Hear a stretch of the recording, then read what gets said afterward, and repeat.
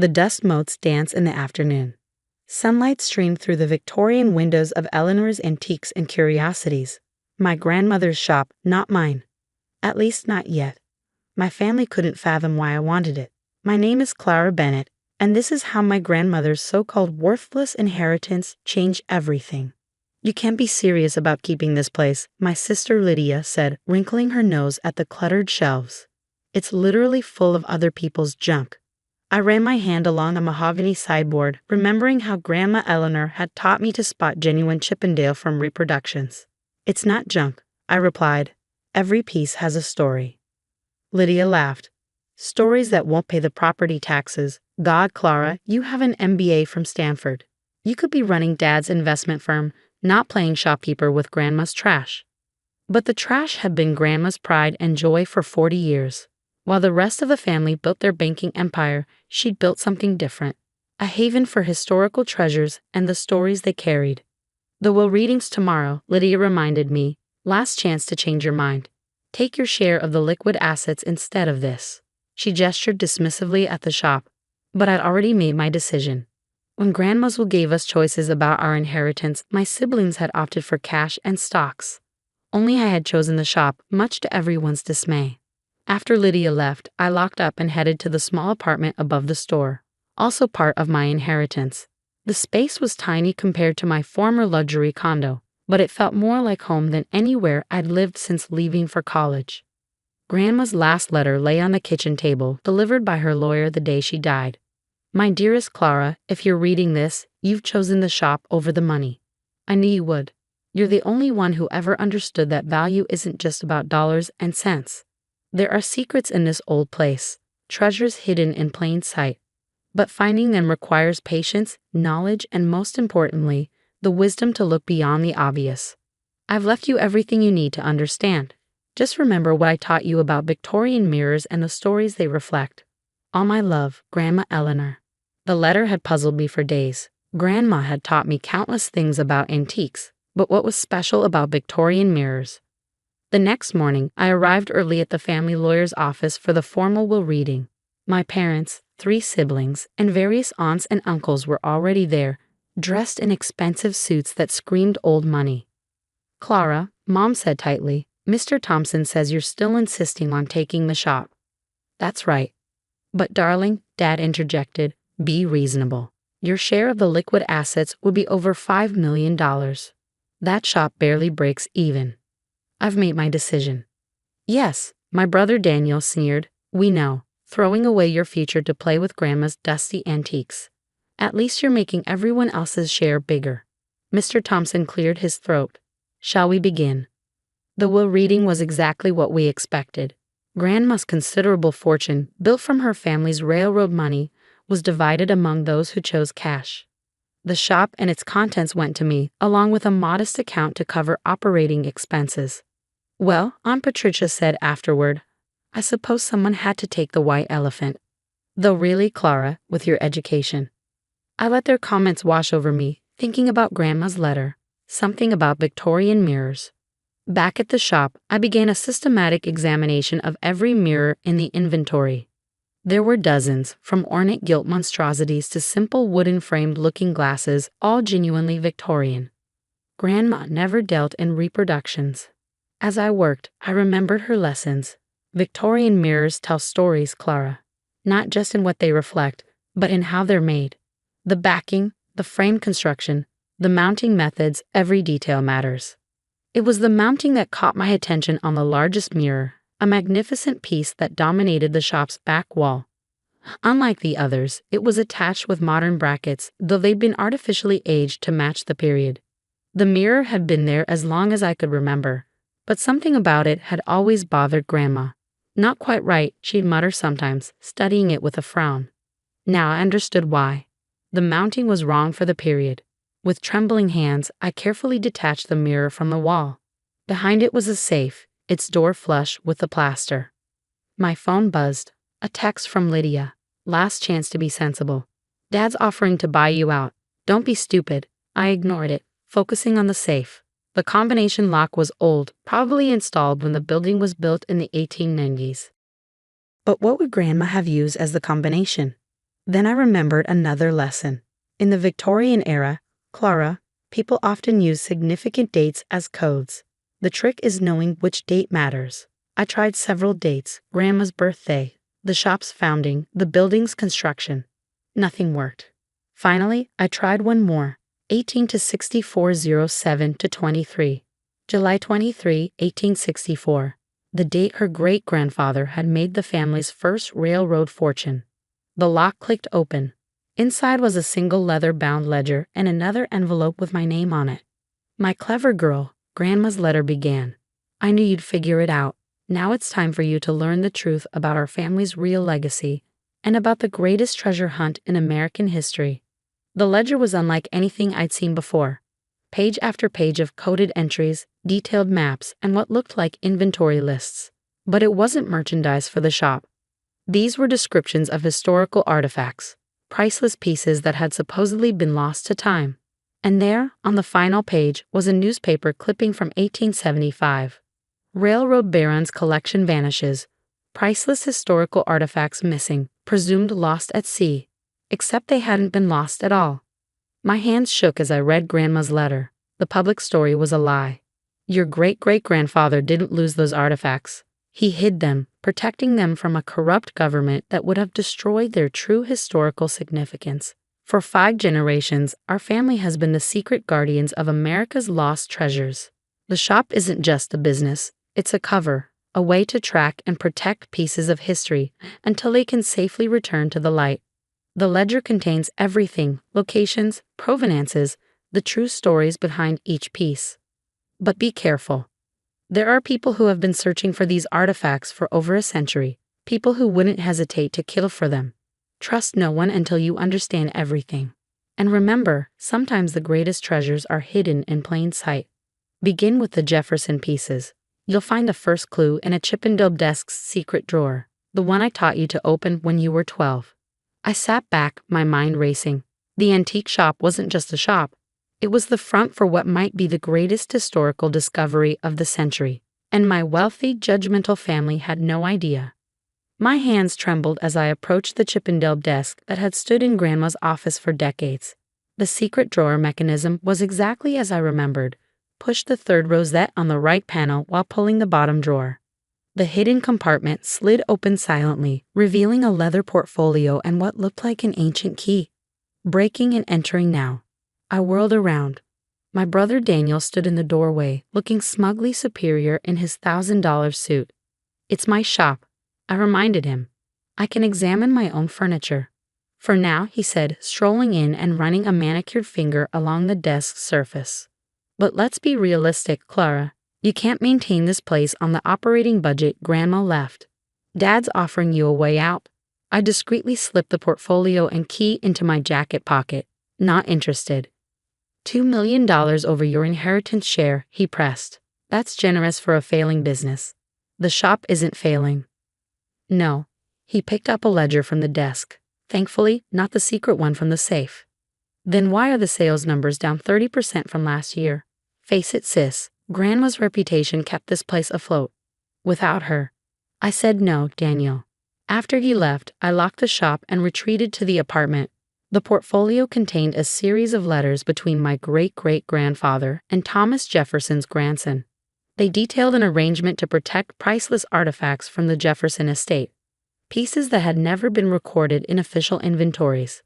The key, according to a coded note, opened a storage unit in Philadelphia, one that had been continuously rented by our family since 1875. My phone buzzed. "Lydia, Daniel says you're being stubborn. Just take Dad's offer before you bankrupt yourself." I ignored it, focusing on the letters. The Jefferson pieces were just the beginning. The collection included items from the Founding Fathers, Native American artifacts that predated Columbus, and documents that could rewrite American history. But Grandma was right about the danger. Several letters mentioned interested parties who would stop at nothing to claim the artifacts. The most recent letter, dated just months before Grandma's death, warned of renewed interest from powerful collectors. A knock at the apartment door interrupted my reading. Through the peephole, I saw a distinguished-looking man in an expensive suit. "Miss Bennett? I'm Harrison Wells from the Smithsonian Institution. We need to talk about your grandmother's collection." My pulse quickened. How had they found out so quickly? I have all the proper paperwork, he continued, holding up an ID badge. This is a matter of national historical significance. Something felt off. I checked my phone, quickly Googling Harrison Wells Smithsonian. No results. Another knock, more insistent this time. Miss Bennett, please. Time is of the essence. I backed away from the door, grabbing my laptop and a ledger. Grandma's letter had warned me to trust no one, and this man's story wasn't checking out. The kitchen window opened onto the fire escape. I was halfway down when I heard the apartment door crash open. Find her, a harsh voice ordered. And find that ledger. I ran through back alleys, my heart pounding. 3 blocks away, I ducked into the public library and called the only person I could trust. Dr. Emily Carter, my best friend, and a curator at the actual Smithsonian. Clara, she answered on the first ring. I was just about to call you. Someone's been asking questions about your grandmother's shop, fake Smithsonian agents. How did you wait? Are you in trouble? Maybe. How fast can you get to Boston? I'm already here. Your grandmother contacted me months ago. Asked me to help you when the time came. Meet me at the Museum of Fine Arts in an hour. The museum's cafe was quiet. Emily listened intently as I explained everything. The safe, the ledger, the Jefferson letters. My God, she breathed. If this is real, Clara, do you understand what you found? This could be the most significant historical discovery in decades. But who are these people after the ledger? There's a black market for historical artifacts, Emily said. Extremely wealthy collectors who want pieces of American history for themselves, no matter the cost. What about Grandma? Emily hesitated. She contacted me because she'd been receiving threats. Someone had discovered part of the truth about the collection. She needed help authenticating and protecting the artifacts when they were finally revealed. Why didn't she tell me? To protect you. She wanted to make sure you chose the shop for the right reasons, not out of obligation. My phone buzzed again. Dad this time. Clara, this is ridiculous. The shop was robbed. File an insurance claim and take our offer. The robbery was already being used to pressure me into selling. But they had no idea what they were really pressuring me to give up. Emily, I need your help. That storage unit in Philadelphia. She grinned. Already got a team ready. Official Smithsonian expedition. We can be there tomorrow. The next 24 hours changed everything. The storage unit contained exactly what the letters had promised. An astonishing collection of historical artifacts, perfectly preserved. Thomas Jefferson's personal scientific instruments, Benjamin Franklin's unpublished manuscripts, Native American relics that predated known settlements. This is unprecedented, Emily's authentication team declared. The historical significance is beyond calculation. News of the discovery exploded across media outlets. Lost American treasures found in antique shop. Historian's dream. Priceless artifacts preserved by secret family legacy. My family's reaction was predictable. You knew about this, Daniel accused during an emergency family meeting. That's why you wouldn't sell. No, I corrected him. I chose the shop because I loved it, just like Grandma did. The treasures were a bonus. The attempted robbery was revealed as the work of private collectors who had been searching for the artifacts for generations. The FBI arrested Harrison Wells and his team. They'd been behind similar heists at other historical sites. 1 year later, I stood in the Smithsonian's new Bennett Jefferson collection wing, watching visitors marvel at the exhibits. The antique shop was thriving, transformed into a combination museum and high-end dealership for authenticated historical pieces. Not bad for a failing business, Emily teased, joining me at the opening gala. My family had finally stopped trying to rescue me from my inheritance. The shop's reputation for authenticating historical artifacts made it more profitable than ever. But more importantly, it continued Grandma's real mission, protecting and preserving pieces of history. Lydia approached, looking sheepish. So that Chippendale desk, does it really have a secret drawer? I smiled. Want me to show you how to open it? The Bennett family collection became one of the most significant historical discoveries of the century. But for me, the real treasure was understanding what Grandma had tried to teach us all along. That true value isn't always obvious at first glance.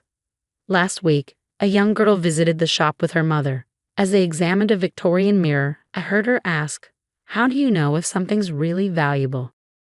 I thought of Grandma as I answered. The real value of anything isn't in what others think it's worth. It's in the story it tells and the truth it preserves. The ledger stays locked in the shop's new state-of-the-art safe, but I don't need it anymore.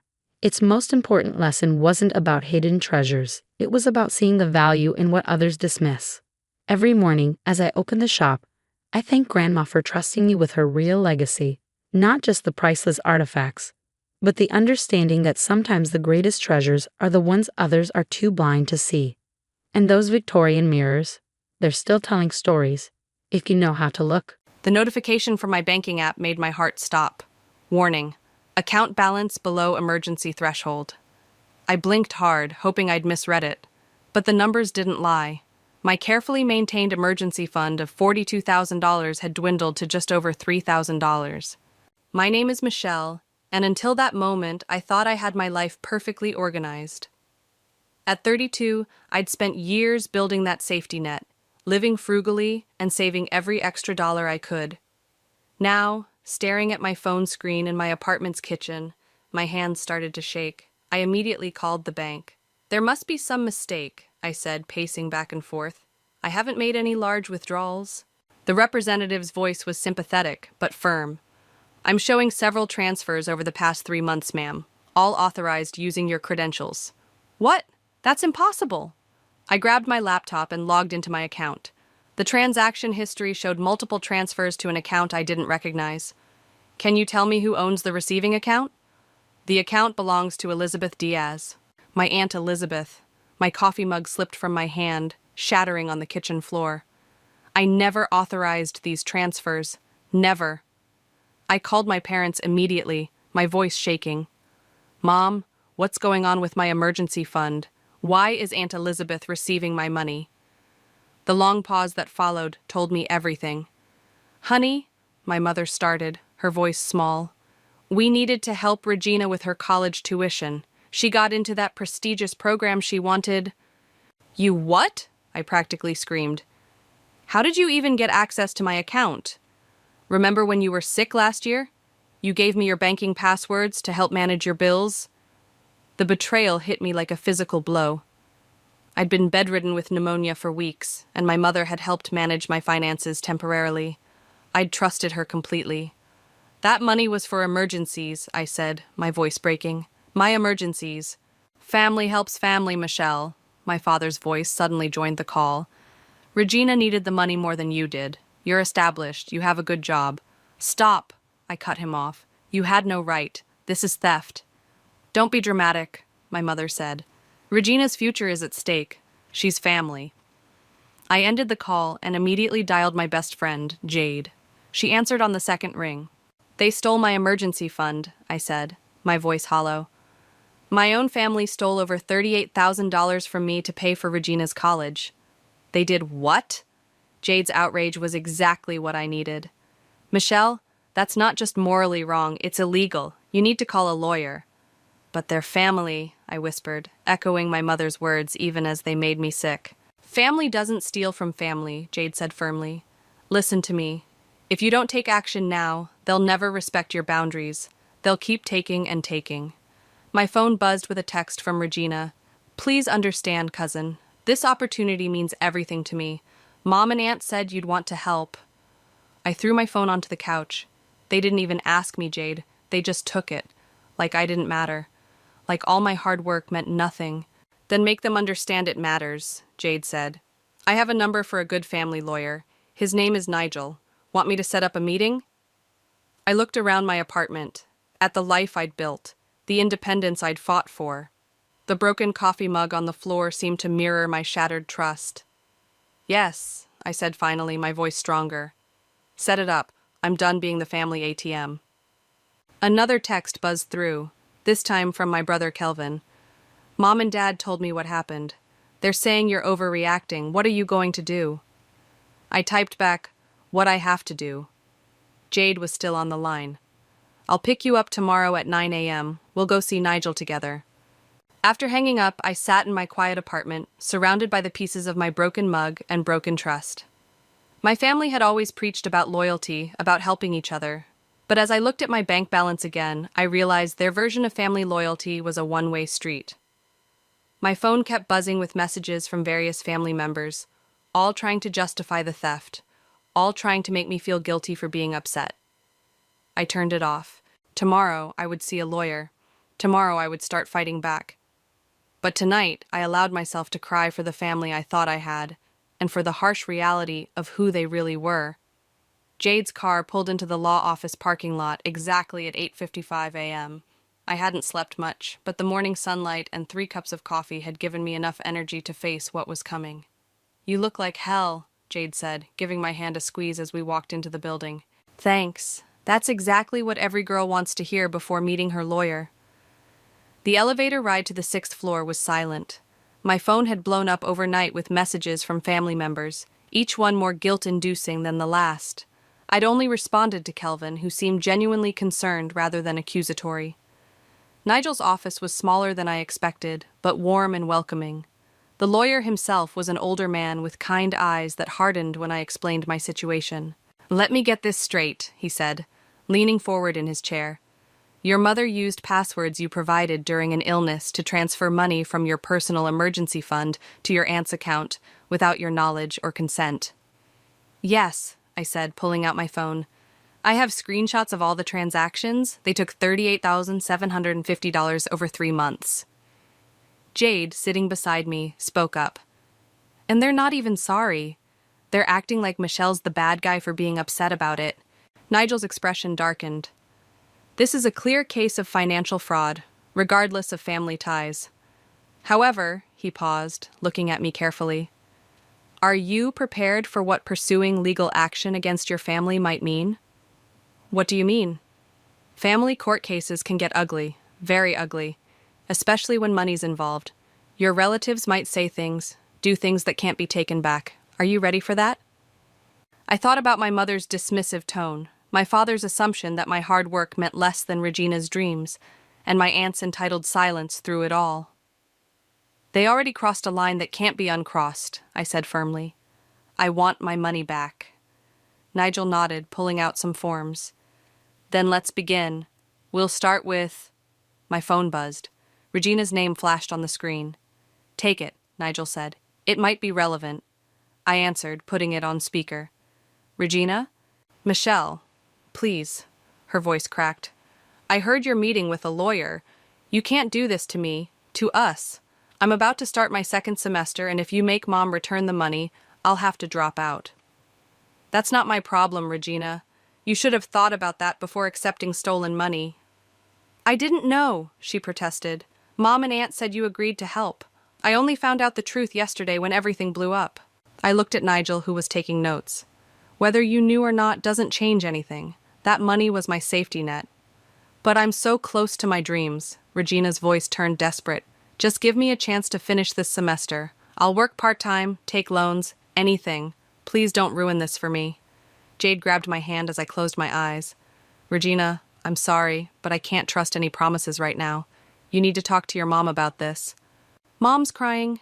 She says you're destroying the family over money. Is that what you want?" Nigel cleared his throat, signaling me to wrap it up. "What I want is my money back," I said firmly. "What happens after that is up to your mom. Goodbye, Regina." I hung up, my hands shaking. Jade immediately pulled me into a hug. "You did great," she whispered. Nigel finished his notes and looked up. "That call actually helps our case. Your cousin essentially admitted the money was taken without your knowledge. Now, let's discuss our strategy." For the next hour, we went through the legal process. Nigel explained how we'd first send a formal demand letter, giving them a chance to return the money before filing a civil suit. "What if they refuse?" I asked. "Then we go to court. With the evidence we have, the unauthorized transfers, their admissions, and your documented history of saving this money, we have a strong case." As we wrapped up the meeting, my phone buzzed again. A text from Kelvin. "Just talked to Regina. She's a mess. But I get why you're doing this. Can we meet? I think there's more to this story than anyone's telling." I showed the message to Nigel. "Meet him," he advised. "Information is power. Just don't make any promises or agreements without consulting me first." Outside the office, Jade hugged me again. "Want me to come with you to meet Kelvin?" I shook my head. I need to do this part alone, but thank you for everything. That's what best friends are for, she smiled. Keep me posted. As I watched her drive away, I texted Kelvin back. Coffee shop on 5th Street, 1 hour. The war for my emergency fund was officially beginning, and I needed all the allies I could get. The coffee shop was busy when I arrived, but I spotted Kelvin immediately in our usual corner booth. He looked tired, his usually neat hair disheveled, and he was nervously shredding a paper napkin. You look about as good as I feel, I said, sliding into the seat across from him. Yeah, well, it's been a rough couple of days. He pushed a coffee toward me. Already ordered your usual. I wrapped my hands around the warm cup. So, what's this other story I need to hear? Kelvin glanced around before leaning forward. It's worse than you think, Michelle. Aunt Elizabeth isn't just using your money for Regina's tuition. She's been running a whole scheme. What do you mean? Remember how she always bragged about Regina getting that full scholarship? There was no scholarship. She's been taking money from different family members, playing them against each other, making up stories about emergency needs. My stomach dropped. How do you know this? Because she tried it with me first, he admitted, looking ashamed. 3 months ago, she came to me asking for money for Regina's special program fees. When I said I couldn't afford it, she started guilt-tripping me about family loyalty. That's when I started digging. The bell above the coffee shop door chimed, and we both jumped. It was just another customer, but Kelvin's paranoia was starting to make sense. How many others? I asked. At least 3 cousins and Uncle Rob. Each thinks they're the only one helping. Each got a different story. He pulled out his phone and showed me a series of messages. Look at these texts from Aunt Elizabeth to our cousin Sarah.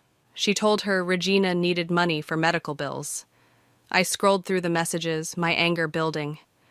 Does Regina know about all this? I don't think so, not everything, but... He hesitated. But what? She's not as innocent as she pretends. I overheard her and Aunt Elizabeth arguing last week. Regina was demanding more money for some spring break trip, saying she deserved it after playing her part so well. The coffee in my stomach turned sour. Playing her part? Those tears on the phone earlier? The desperate college student act? She's been doing that with everyone Aunt Elizabeth scams. I pushed my coffee away, feeling sick. Why didn't you tell me sooner? I was gathering evidence, he said, pulling out a USB drive. Bank statements, text messages, recordings of conversations. I was planning to confront Aunt Elizabeth myself, but then this happened with your money, and... He slid the drive across the table. I think your lawyer could use this. The bell chimed again. This time, Regina walked in. She froze when she saw us, then straightened her shoulders and marched over. Having a nice family meeting without me? She asked, her voice dripping with sarcasm. Sit down, Regina, I said coldly. We need to talk about your acting career. Her face paled slightly, but she sat. I don't know what you mean. Cut the act, Kelvin snapped. We know about the fake scholarship, the multiple stories, the spring break demands, all of it. Regina's facade cracked. You don't understand the pressure I'm under. Mom's been planning my whole life since I was born. The right school, the right program, the right connections. Do you know what it's like to have your entire future mapped out by someone else? So you decided to help her steal from your family? I asked. I didn't steal anything. I just played along, made things easier. Mom said everyone was happy to help, that it was all arranged. Happy to help? I pulled up my bank statement. Does this look arranged to you? They drained my emergency fund without even asking. Regina's eyes widened at the numbers. I didn't know it was that much. Mom said it was just a few thousand from each person. Well, she lied, Kelvin said, just like she lied about everything else. Regina's lower lip trembled, but this time I could see the calculation behind it. What are you going to do? I'm going to get my money back, I said firmly. And now, thanks to Kelvin, I can help everyone else get their money back too. You'll destroy Mom, Regina whispered. No, Regina. Your mom destroyed herself when she decided to steal from her family. Regina stood up abruptly, her chair scraping against the floor. I won't help you hurt her. I can't. As she stormed out, Kelvin turned to me. What now? I picked up the USB drive. Now we take this to Nigel, and then we call a family meeting. All the cousins, Uncle Rob, everyone. It's time they knew the truth. It's going to get ugly, he warned. It already is ugly, I said, standing up. But at least now we can fight back with the truth. Nigel's office was crowded with family members 2 days later. Uncle Rob paced by the window, while our cousins Sarah and Marcus sat rigidly on the small couch. Kelvin stood beside me, his presence reassuring as we waited for Nigel to finish reviewing the evidence. This is extensive, Nigel said, looking up from his computer. The systematic nature of these deceptions changes everything. What do you mean? Sarah asked, her voice small. It means this isn't just about Michelle's emergency fund anymore, Nigel explained. We're looking at a pattern of deliberate financial fraud targeting multiple family members. Uncle Rob stopped pacing. I gave her $12,000. She said Regina needed emergency dental surgery. She told me it was for special academic counseling, Marcus added. Another $8,000. And I gave her $15,000 for supposed medical bills, Sarah whispered. I took out a personal loan for that. Nigel typed rapidly on his keyboard. That brings the total to over $73,000, not including Michelle's $38,000. The room fell silent as the number sank in. Over $100,000, stolen from family through elaborate lies. I can't believe Regina was part of this, Sarah said, shaking her head. She seemed so genuine when she called to thank me. She's a better actress than we thought, Kelvin replied bitterly. The crying, the gratitude, the promises to pay it back, all rehearsed.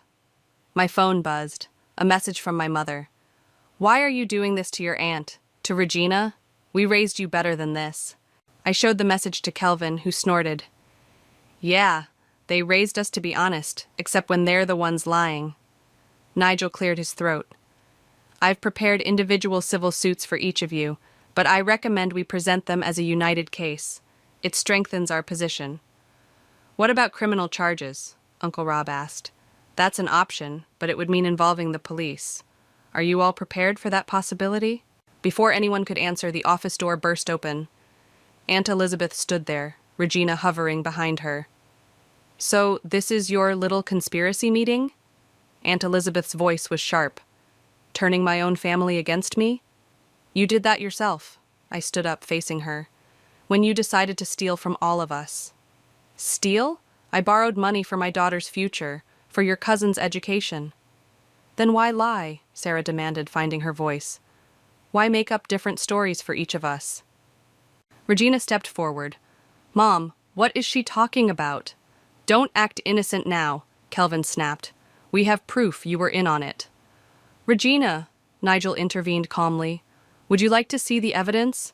The multiple stories, the different amounts, your recorded conversations about playing your part? Regina's face crumpled. Mom, you said everyone knew. You said they all agreed. Of course they agreed, Aunt Elizabeth shouted. They just didn't know they were agreeing. But it was for you, baby. Everything was for you. I never wanted this, Regina whispered. Not like this. Nigel stood up. Mrs. Diaz, I suggest you leave now and contact your own lawyer. We'll be filing our suits this afternoon.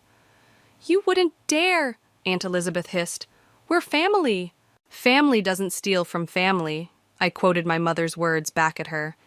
Isn't that what you always taught us? Regina suddenly turned to her mother. How much? How much did you take from everyone? It doesn't matter. Over $100,000, Marcus cut in. That's how much your mother stole from us. Regina staggered back like she'd been slapped. 100,000. Mom, what have you done? What I had to do. Aunt Elizabeth grabbed Regina's arm. Come on, we're leaving. These people clearly don't understand family loyalty. But Regina pulled away. No, I'm not going anywhere with you. She turned to Nigel. I want to make a statement about everything I know. Regina, Aunt Elizabeth's voice cracked. You can't. I can, and I will. Regina's voice was steady for the first time. I'm tired of the lies, Mom. Tired of being your excuse. As Aunt Elizabeth fled the office, Regina sat down heavily in an empty chair. I'll tell you everything. How she planned it, Who else she targeted, all of it. Nigel pulled out a fresh legal pad. Start from the beginning. I looked around the room, at Sarah wiping away tears, at Marcus staring at his hands, at Uncle Rob finally sitting down, exhausted, at Kelvin standing strong beside me, at Regina preparing to confess everything. This wasn't how family was supposed to be. But maybe, through all this pain and betrayal, we could build something stronger, something honest. Okay, Regina took a deep breath. It started 2 years ago, when Mom first found out about the college program. The courthouse mediation room felt too small for the tension it contained. I sat between Kelvin and Jade, facing Aunt Elizabeth and her lawyer across the table. Regina had chosen to sit at the end, belonging to neither side anymore. Before we begin, the mediator said, I want to remind everyone that this is an attempt to resolve this matter without going to trial. Mrs. Diaz has requested this meeting to propose a settlement. Aunt Elizabeth's lawyer, a sharp-faced woman named Ms. Peters, cleared her throat. My client is prepared to offer a payment plan to resolve this unfortunate misunderstanding. Misunderstanding? Jade muttered under her breath. I squeezed her hand to keep her quiet. We propose monthly payments of $500 to each affected party, Ms. Peters continued, until the full amount is repaid. Nigel leaned forward. At that rate, it would take over 16 years to repay the full amount. That's not acceptable. It's what I can afford. Aunt Elizabeth spoke for the first time, her voice trembling. I've already taken out a second mortgage on my house. What about the money you took? I asked. Where did it all go? Regina shifted uncomfortably. The college program only cost about $40,000. The rest went to maintaining appearances. Aunt Elizabeth cut in.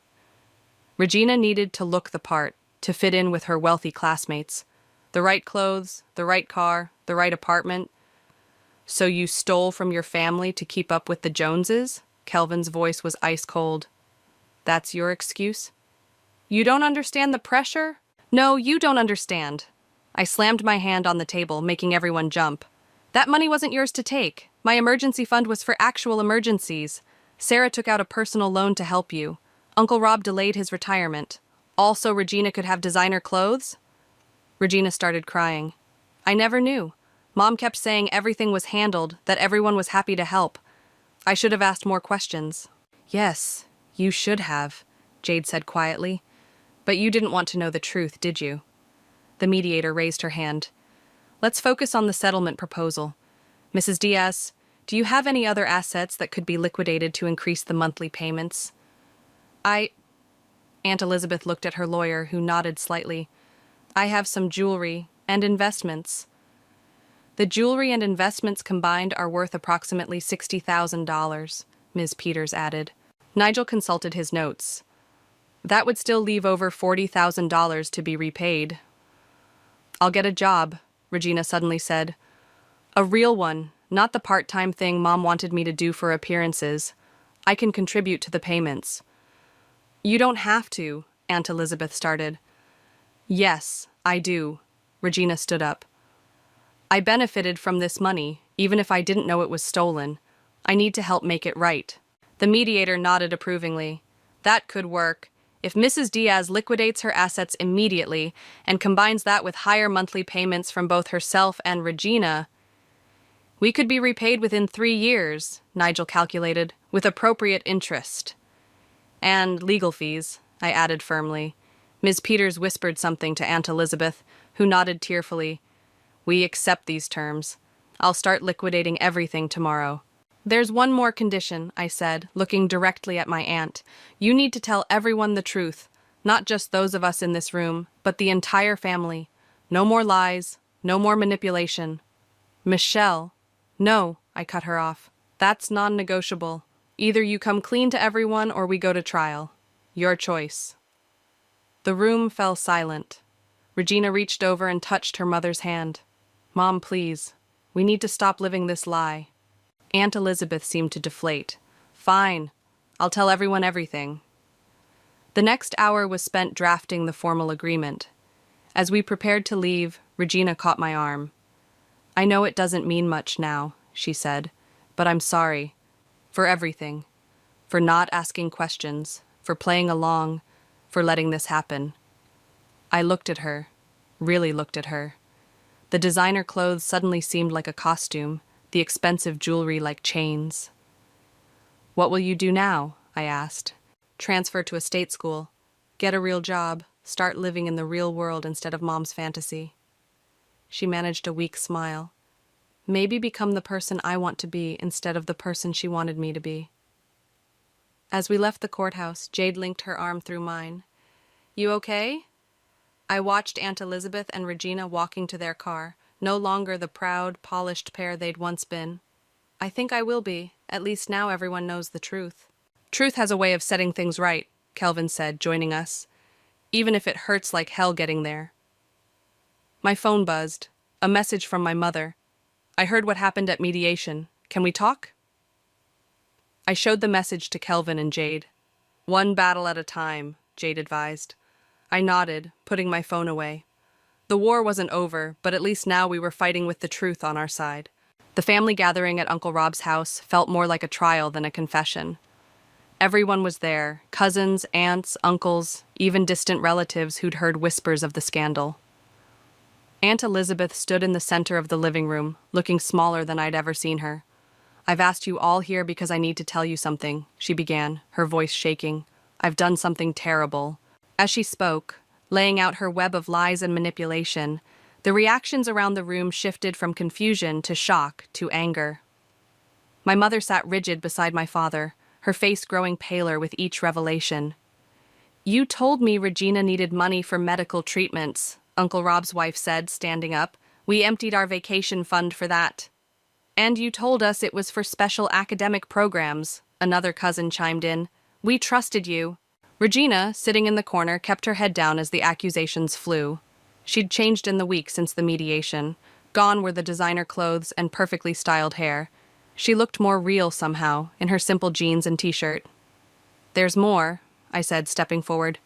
Mom, Dad, you need to explain your part in this. My mother's head snapped up. Michelle, please. No, my father interrupted, surprising everyone. She's right. We need to come clean too. He stood up, addressing the room. We helped Elizabeth access Michelle's emergency fund. We gave her the passwords, helped her hide the transfers. The room erupted again. Kelvin moved to stand beside me as our parents faced the family's judgment. How could you do that to your own daughter? Aunt Patricia demanded. We thought we were helping family, my mother said weakly. Elizabeth said Michelle had agreed. But you never asked me, I cut in. You never even mentioned it to me. Because we knew you'd say no, my mother burst out. You've always been so rigid about money, so unwilling to help family in need. Regina suddenly stood up. That's not true. Michelle helped me with my college applications. She spent hours tutoring me for my SATs. She helped because I asked her directly, honestly. Regina, Aunt Elizabeth warned. No, Mom, I'm done hiding. Regina moved to the center of the room. I need to confess, too. I knew some of what was happening. I played along, pretended to be desperate when Mom needed to convince people to give money. I'm not proud of it, but I did it. The silence that followed was deafening. So, what happens now? Someone asked. Nigel, who'd been quietly observing from the doorway, stepped forward. Mrs. Diaz has agreed to repay everyone through asset liquidation and a payment plan. Regina will also contribute to the repayment. And the legal charges? Uncle Rob asked. We've agreed to handle this civilly, provided all terms are met, I explained, including full transparency about everything that happened. My mother stood up suddenly. I need to say something too. She turned to face me, tears in her eyes.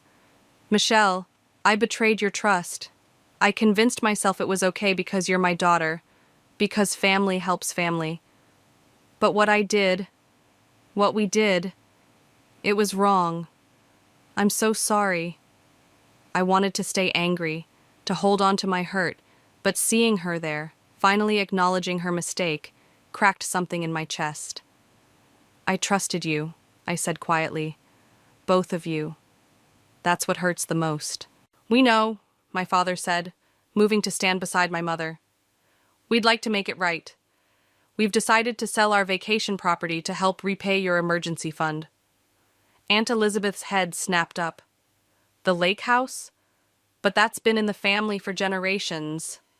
And family helps family, my father said firmly, using her own words against her. The right way this time. Regina walked over to me. I start my new job tomorrow. It's just waiting tables, but it's honest work, and I've enrolled in community college for next semester. Good for you, I said, meaning it. The rest of the evening was a blur of tears, accusations, and eventually, tentative steps toward reconciliation. As family members began to leave, each stopping to hug me or whisper apologies, Kelvin nudged my shoulder. Look, he said, pointing to where Regina and my mother were talking quietly in the corner. Think they'll be okay? Eventually, I said, once they learn to live in reality instead of fantasy. Jade, who'd been my silent support throughout the evening, squeezed my hand. You did it.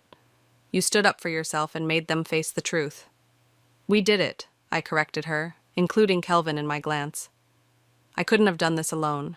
As we left Uncle Rob's house, I felt lighter somehow. The money wasn't all back yet, the trust wasn't fully rebuilt, but at least now everything was in the open. Sometimes I realized that's where healing has to start. 3 months after the family confession, I sat in Nigel's office reviewing the repayment progress. The first wave of restitution had come through. Proceeds from Aunt Elizabeth's jewelry sales and my parents' lake house. The numbers are looking good, Nigel said, sliding a document across his desk. Your emergency fund is almost halfway restored. I scanned the figures, noting the regular deposits from both Regina and Aunt Elizabeth's wages. True to her word, Regina had taken a job waiting tables and was working double shifts to contribute more. Have you heard from your parents lately? Nigel asked, closing his laptop. They come over for dinner once a week now. It's different. Better in some ways, harder in others. I traced the edge of the paper. At least they're trying. A knock at the door interrupted us. Jade poked her head in. Sorry I'm late. Traffic was awful. Perfect timing, Nigel said. We were just discussing the latest developments, including this. He pulled out another document. Aunt Elizabeth is requesting a meeting. My stomach tightened. Why? She says she has something important to tell everyone. She wants all affected family members present. The last family meeting went so well, I muttered, but nodded. When? Tomorrow afternoon. I've already contacted everyone else. The next day, I arrived at Nigel's office to find it even more crowded than before. Uncle Rob and his wife sat near the window, while Sarah and Marcus took their usual spots on the couch. My parents stood awkwardly near the door, and Regina sat alone in a corner, wearing her waitress uniform. She'd come straight from her shift. Aunt Elizabeth entered last, looking years older than she had just months ago. She carried a large envelope. Thank you all for coming, she said, her voice rough. I've sold my house. The room went silent. What? Regina stood up. Mom, where will you live? I'm moving into a small apartment. The house sale will cover most of the remaining restitution. She opened the envelope and handed papers to Nigel. The closing is next week. My mother stepped forward. Elizabeth, you don't have to... Yes, I do, Aunt Elizabeth cut her off. I've spent my whole life pretending to be something I'm not, pushing Regina to live up to impossible standards and hurting the people who truly cared about me. It's time to face reality. Regina moved to her mother's side. I'll help with the apartment rent. Between my waitressing jobs and the barista position I just got, we can make it work. You should focus on your studies, Aunt Elizabeth protested. I am. Community college is affordable, and I'm learning more there than I ever did trying to keep up appearances at that expensive university. Nigel reviewed the house sale documents. With this, everyone could be repaid within the month, rather than over 3 years. That's what I want, Aunt Elizabeth said firmly. A clean slate. No more debts, no more lies. Uncle Rob cleared his throat. What about your retirement? I'll keep working. Maybe it's time I learned the value of honest work, like my daughter has. I watched Regina squeeze her mother's hand, saw the genuine pride in Aunt Elizabeth's eyes as she looked at her daughter in her simple work uniform. Something had shifted between them. Something real had replaced the shallow perfection they'd once pursued. "There's one more thing." Aunt Elizabeth turned to me. "Michelle, I owe you the biggest apology. I took advantage of your parents' trust in me, manipulated them into betraying you. I was so focused on maintaining appearances that I destroyed the real relationships in my life." "We all owed Michelle an apology," my father added. "And a debt that goes beyond money." I felt Jade's hand on my shoulder, steadying me as always. "The money was important," I said carefully, "but the trust was worth more. That's what really needed to be repaid." "And has it?" Aunt Elizabeth asked softly. "Even a little?" I looked around the room, at Regina working honest jobs to make amends, at my parents trying to rebuild our relationship one dinner at a time, at Aunt Elizabeth selling her precious house to make things right. "It's getting there," I said, "day by day." Nigel spent the next hour processing the house sale paperwork. As everyone prepared to leave, Regina caught up with me. "I'm serving at the diner on 5th Street now," she said. "If you ever want coffee, real coffee, not the overpriced stuff I used to insist on, stop by." I smiled. I might do that. Outside, Jade linked arms with me. "You okay?" "Yeah," I said, watching my family members disperse. All of them changed, all of them a little more real than they'd been 3 months ago. "I think we all are." Sometimes I realized it takes losing everything to find out what really matters. And sometimes what you rebuild is stronger than what you lost. The last check from the house sale cleared on a sunny Tuesday morning. I stared at my restored emergency fund balance, feeling a complex mix of emotions I couldn't quite name. "Want company for your coffee run?" Jade asked from my apartment doorway. She knew exactly where I was heading.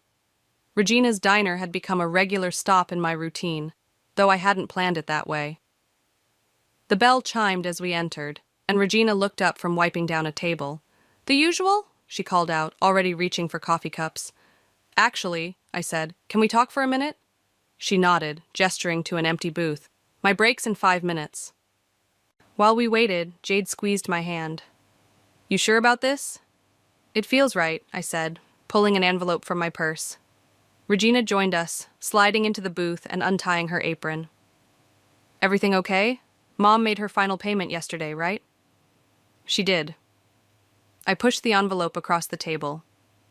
"That's why I wanted to talk to you." Regina opened it carefully, her eyes widening as she read the contents. This is a check for $15,000. "I don't understand." "It's for your education," I said. "A proper loan this time, with terms and conditions all spelled out." Jade helped me draw up the paperwork. "But why?" Regina's voice cracked. "After everything? Because you proved something to me these past few months. Working double shifts, living honestly, owning up to your mistakes. You've changed." "We all have," she whispered, touching the check gently. "The loan has real terms," Jade added, pulling out a document. "Regular payments, reasonable interest, everything in writing.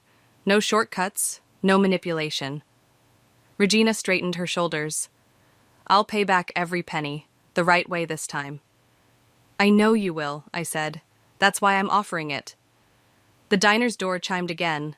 Aunt Elizabeth walked in, looking different in her new waitress uniform from the budget restaurant where she'd found work. "Mom," Regina called out, "look what Michelle's offering." Aunt Elizabeth approached our booth cautiously. When Regina showed her the check and paperwork, she started to cry. "After everything we did," she began. "That's exactly why," I cut in. "Because you both showed me that people can change. Real change, not just promises." "We have family dinner at my new apartment this Sunday," Aunt Elizabeth said hesitantly. "Would you come? Both of you?" she added, including Jade. I glanced at Jade, who nodded slightly. "We'll be there. It's not fancy," Regina added quickly. "Just home-cooked food and honest conversation. Mom's learning to make lasagna." "Learning is a generous word," Aunt Elizabeth laughed, wiping her eyes. "But I'm trying. That's all any of us can do," I said, standing up. "Try to be better than we were yesterday." As we prepared to leave, Regina hugged me tightly. "Thank you. Not just for the loan, but for showing me what real strength looks like." Outside, Jade looped her arm through mine. You know what the best revenge is? Living well? No, she grinned. Watching the people who hurt you become better people because of the boundaries you set. My phone buzzed. A message from Kelvin. Mom's asking if you're still coming to dinner tonight. She's finally going to teach us her secret recipe. I smiled, showing Jade the message. My relationship with my parents was still healing, but like Regina's lasagna, we were learning, one honest conversation at a time. You know, I said, when I first discovered the theft, I thought my family was destroyed forever. I never imagined we'd end up here.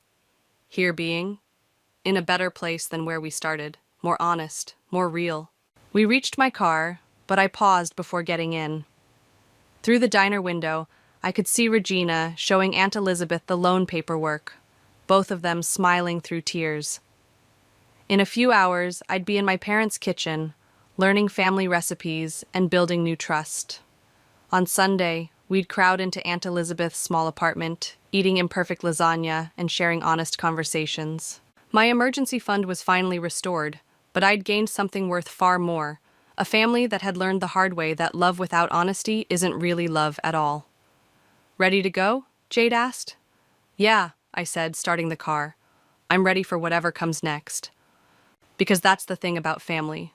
Sometimes it has to break completely before it can be rebuilt into something stronger, something true. And sometimes the deepest wounds, when healed properly, leave us with the greatest strength. I pulled away from the curb, leaving the diner behind, but carrying its lessons forward. The future wasn't certain, but at least now it was real. And that made all the difference. I stared at my phone, reading the message thread for the 10th time, my stomach turning with each scroll. The text between my husband Omar and his secretary Valerie painted a vivid picture I couldn't unsee. Can't wait to see you tonight, followed by heart emojis.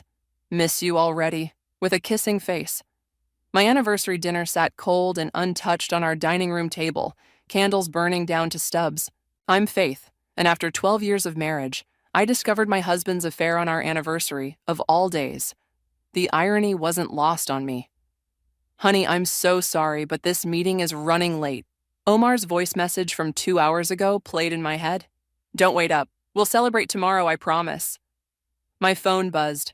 A text from my sister Ellie. Did he make it home for your special dinner? I picked up my wine glass, took a long sip, and typed back, no, busy with work, again. 3 dots appeared immediately. That's the 3rd time this month. Want me to come over? Not tonight, I'm fine. I wasn't fine, but I needed time to think. The affair revelation hadn't come as a complete shock. The signs had been there. Late nights, mysterious phone calls, the sudden gym membership he never used. But seeing the actual messages made everything real. The worst part? I'd found them by accident while using his iPad to order his anniversary gift. My phone rang. It was Terrell, my colleague and closest friend at work. Happy anniversary, he sang into the phone. How's the celebration going? I swallowed hard. It's not. What? Where's Omar? Working late, with Valerie. My voice cracked on her name. Silence filled the line. Then, Faith, what's going on? I walked to the kitchen, dumping the perfectly cooked salmon into the trash. I found messages, lots of them. Turns out his late nights aren't exactly work-related. That son of a... Terrell stopped himself. Want me to kill him? I know people. Despite everything, I laughed. No murder necessary. Not yet anyway. What are you going to do?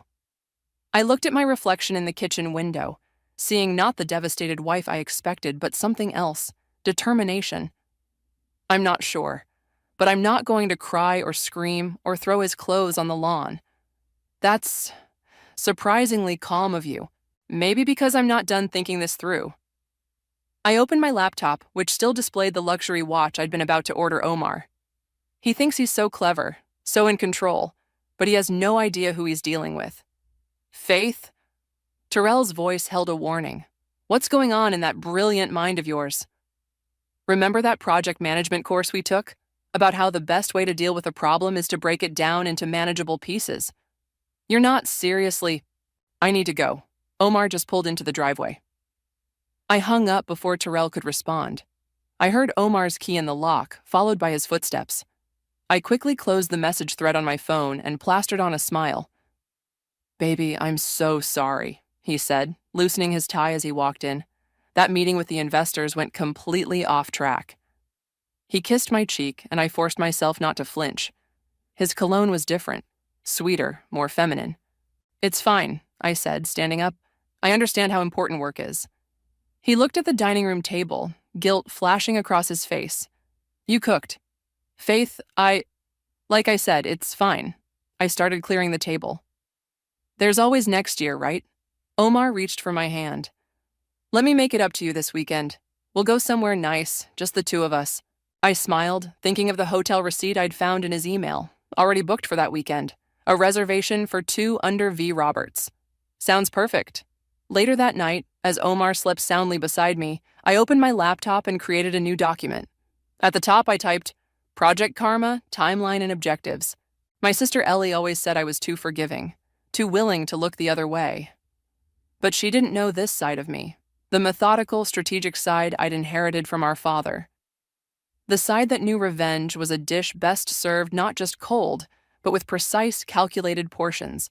I glanced at Omar's peaceful face and thought about Valerie, probably sleeping just as peacefully in her bed. They had no idea what was coming. Sometimes the best revenge isn't swift or dramatic. It's patient, deliberate, and absolutely devastating. I began to type, mapping out my plan. After all, I had always been good at project management. "You're not planning to confront them?" Ellie nearly spilled her coffee across my kitchen counter.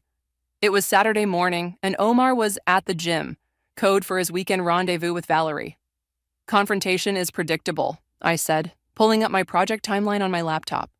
"I want something more effective." Ellie leaned over my shoulder, scanning the document.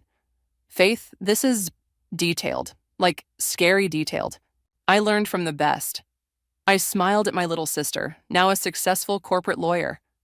"Remember how Dad always said the key to winning isn't throwing the first punch, but knowing exactly where and when to land it? Yeah, but this isn't a courtroom strategy. This is your marriage. Was my marriage." I clicked through to Omar's company directory. "See Valerie here? Little Miss Executive Assistant with big dreams. She's been applying for a promotion to junior executive. And I happen to know, thanks to Terrell in HR, that she's the frontrunner." I pulled up another document. But what if some concerning discrepancies appeared in her performance reviews? "Faith." Ellie's lawyer mode activated. "That could be completely legal," I interrupted. "I'm not creating fake documents. I'm just making sure certain existing issues don't get overlooked." My phone buzzed. A text from Omar. "Great workout. Grabbing breakfast with some guys from the gym. Back in a few hours." I showed Ellie the message. "Some guys from the gym, huh? Funny how Valerie posted a breakfast photo at Café Laurent 20 minutes ago." I pulled up Instagram, showing Valerie's perfectly arranged avocado toast. "You're monitoring their social media? Knowledge is power, sis." I closed my laptop. "Now, want to help me with phase 1? An hour later, we sat in my car outside Valerie's apartment building. "This feels wrong," Ellie muttered. "Wrong like sleeping with a married man?" I checked my watch. Okay, her brother Frank should be leaving for his shift at the hospital now. Right on cue, Frank emerged from the building, medical bag in hand. I stepped out of the car, timing my walk perfectly to bump into him. "Oh, I'm so sorry," I said, helping him pick up his dropped bag. "Dr. Roberts, right? I'm Faith, a friend of Valerie's." Frank's expression shifted from annoyed to interested. "You know my sister?" "Through work. She's been such a blessing to the company." I paused, letting concern cross my face. Though I've been worried about her lately, those late nights can't be healthy. Late nights? You know, with the new executive position she's up for. All those private meetings with the married executives. I trailed off deliberately. Frank's face darkened. "What private meetings?" "Oh, I shouldn't have. Please don't mention this to her. I'm sure it's nothing." I hurried away, hiding my smile. Back in the car, Ellie shook her head. That was masterful and terrifying. "Just wait." I pulled out my phone and opened my email. Now for part 2.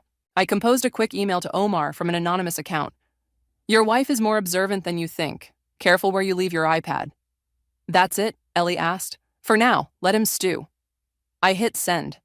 Next week, Valerie gets an anonymous tip about Omar's history with his previous secretary. Previous secretary? There wasn't one, but Omar doesn't know that Valerie doesn't know that. My phone buzzed again. Omar, coming home early. Miss you.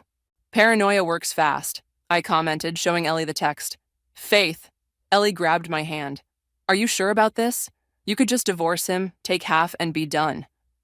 I thought about the 12 years I'd invested in this marriage, the dreams we'd built, the future we'd planned. This isn't just about revenge, Ellie. It's about justice. They think they're so clever, playing their little game, but they've never faced someone who knows how to play chess. And what's your end game? I started the car. To teach them both that actions have consequences. Omar loses his perfect image, Valerie loses her promotion dreams, and I smiled. I get to write the ending to this story. You're scary sometimes, you know that. I learned from watching you in court. I pulled into traffic. Now, want to help me plan the next phase? It involves Valerie's performance review next week. Do I have a choice? That's what I love about you, sis. You always know the right answer. As we drove home, I thought about Omar's face when he'd left this morning. The guilty kiss on my cheek. The lies that came so easily to him now. Soon, very soon, he'd learn that karma doesn't just happen. Sometimes it needs a little push in the right direction. And I was ready to push. Hard. The changes started small, but grew more noticeable each day. Omar began checking his phone less frequently, keeping it face down on tables. Valerie stopped posting her usual morning coffee selfies, but the real satisfaction came during my surprise lunch visit to Omar's office. Mrs. Martin, Valerie's voice cracked when I stepped off the elevator. Her perfectly manicured fingers fumbled with her keyboard. I didn't know you were coming. Just bringing lunch for my husband. I held up the bag from Omar's favorite deli. Is he in? He's on a call, but I'll wait. I sat in one of the reception chairs, watching Valerie squirm. Her phone buzzed and she jumped. The anonymous texts had been Terrell's idea. Unknown number keeps calling, hangs up after one ring, he'd explained. Classic paranoia inducer. Omar's office door opened. Valerie, did you finish the Henderson prop? He stopped mid-sentence when he saw me. Faith, what a surprise. I stood, kissing his cheek. Thought we could have lunch together, like we used to. His eyes darted to Valerie, then back to me. Of course, come in. Inside his office, Omar's nervous energy was palpable. He cleared files from his desk with shaking hands. Everything okay? I asked innocently. You seem tense. Just busy. The Henderson deal is... Omar? Valerie's voice came through the intercom. Frank's here to see you. The color drained from Omar's face. Frank? Valerie's brother? I raised an eyebrow. Why would he? The office door burst open. Frank stormed in, his hospital ID still hanging from his scrubs. We need to talk. Omar stood. This isn't a good time. I'm having lunch with my wife. Perfect. Frank's eyes locked onto me. She should hear this too. I sat back, watching the scene unfold. This was better than I'd imagined. My sister's been getting some interesting phone calls, Frank continued. Anonymous tips about your history with assistants. I don't know what you're talking about, Omar stammered. No? How about the late-night meetings, the private dinners? Frank stepped closer. The hotel receipts? I gasped dramatically. Hotel receipts? Omar's eyes widened. Faith, I can explain... Explain what? I stood, letting tears well up. What's he talking about, Omar? Nothing. It's all a misunderstanding. Omar turned to Frank. You need to leave. Now. Gladly. But if I hear one more thing about you and my sister... There is nothing going on with your sister. Valerie appeared in the doorway, face pale. Frank, what are you doing here? The look that passed between Omar and Valerie spoke volumes. I pretended not to notice. Just having a chat with your boss, Frank growled, about professional boundaries. This is inappropriate, Omar said. All of you, out of my office. I picked up my purse, letting my hand shake. I think I lost my appetite. Faith, wait. No. I held up my hand. I need some air, and you clearly have some explaining to do to Frank. In the elevator, I pulled out my phone and texted Terrell. Phase 3 complete, better than expected. Later that evening, Omar came home late, looking exhausted. About today. I don't want to talk about it. I focused on chopping vegetables for dinner. I'm sure there's a perfectly reasonable explanation for everything. There is. Frank is just protective of his sister. He misunderstood some things. Like hotel receipts? Omar loosened his tie. Business meetings, Faith? You know how it is? Of course. I smiled sweetly. How's Valerie handling all this?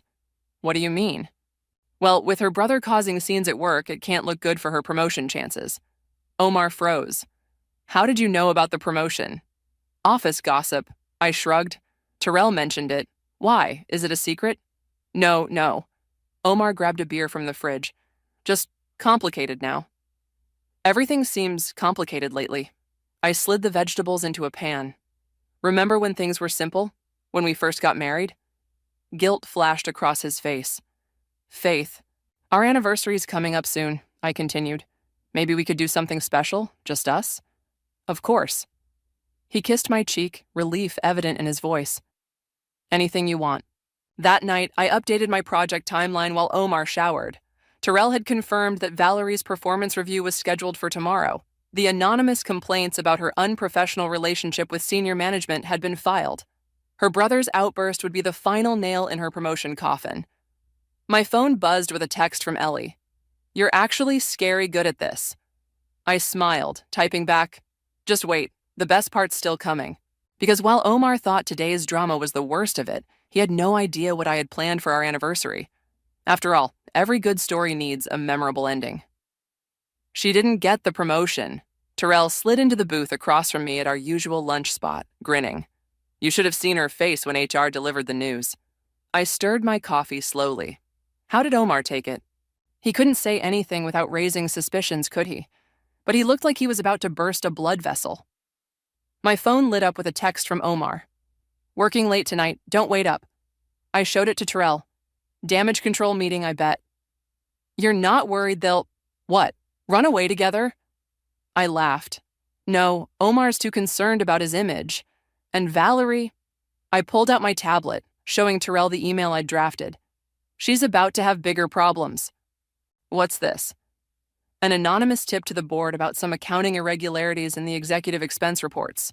Nothing major, just enough to trigger an audit. Faith, Terrell lowered his voice. That could get Omar in trouble too. Exactly. I took a sip of coffee. He's been sloppy with his expense reports lately. All those business dinners with Valerie. Let's see how they explain those to the auditors. My phone buzzed again. This time it was Ellie. Frank just called me. He's furious about Valerie's promotion rejection. Perfect timing, I muttered, then turned to Terrell. Want to help me with Phase 4? 20 minutes later, we were in Terrell's office. As head of HR, he had access to all employee files. Are you sure about this? I nodded, watching him pull up Omar's expense reports. Just forward them to the anonymous email address I gave you. The board will receive them tomorrow morning. Someone's coming. Terrell minimized the screen as footsteps approached. Valerie appeared in the doorway, her eyes red. When she saw me, she stopped short. Oh, I'm sorry, I didn't know you had company. Just catching up with an old friend, I said warmly. I heard about the promotion. I'm so sorry. She flinched. Thank you. I should go. Actually, I stood up. Can we talk? Woman to woman? Terrell shot me a warning look, but I ignored him. Valerie hesitated, then nodded. We walked to the building's coffee shop, an uncomfortable silence between us. After ordering, I turned to her.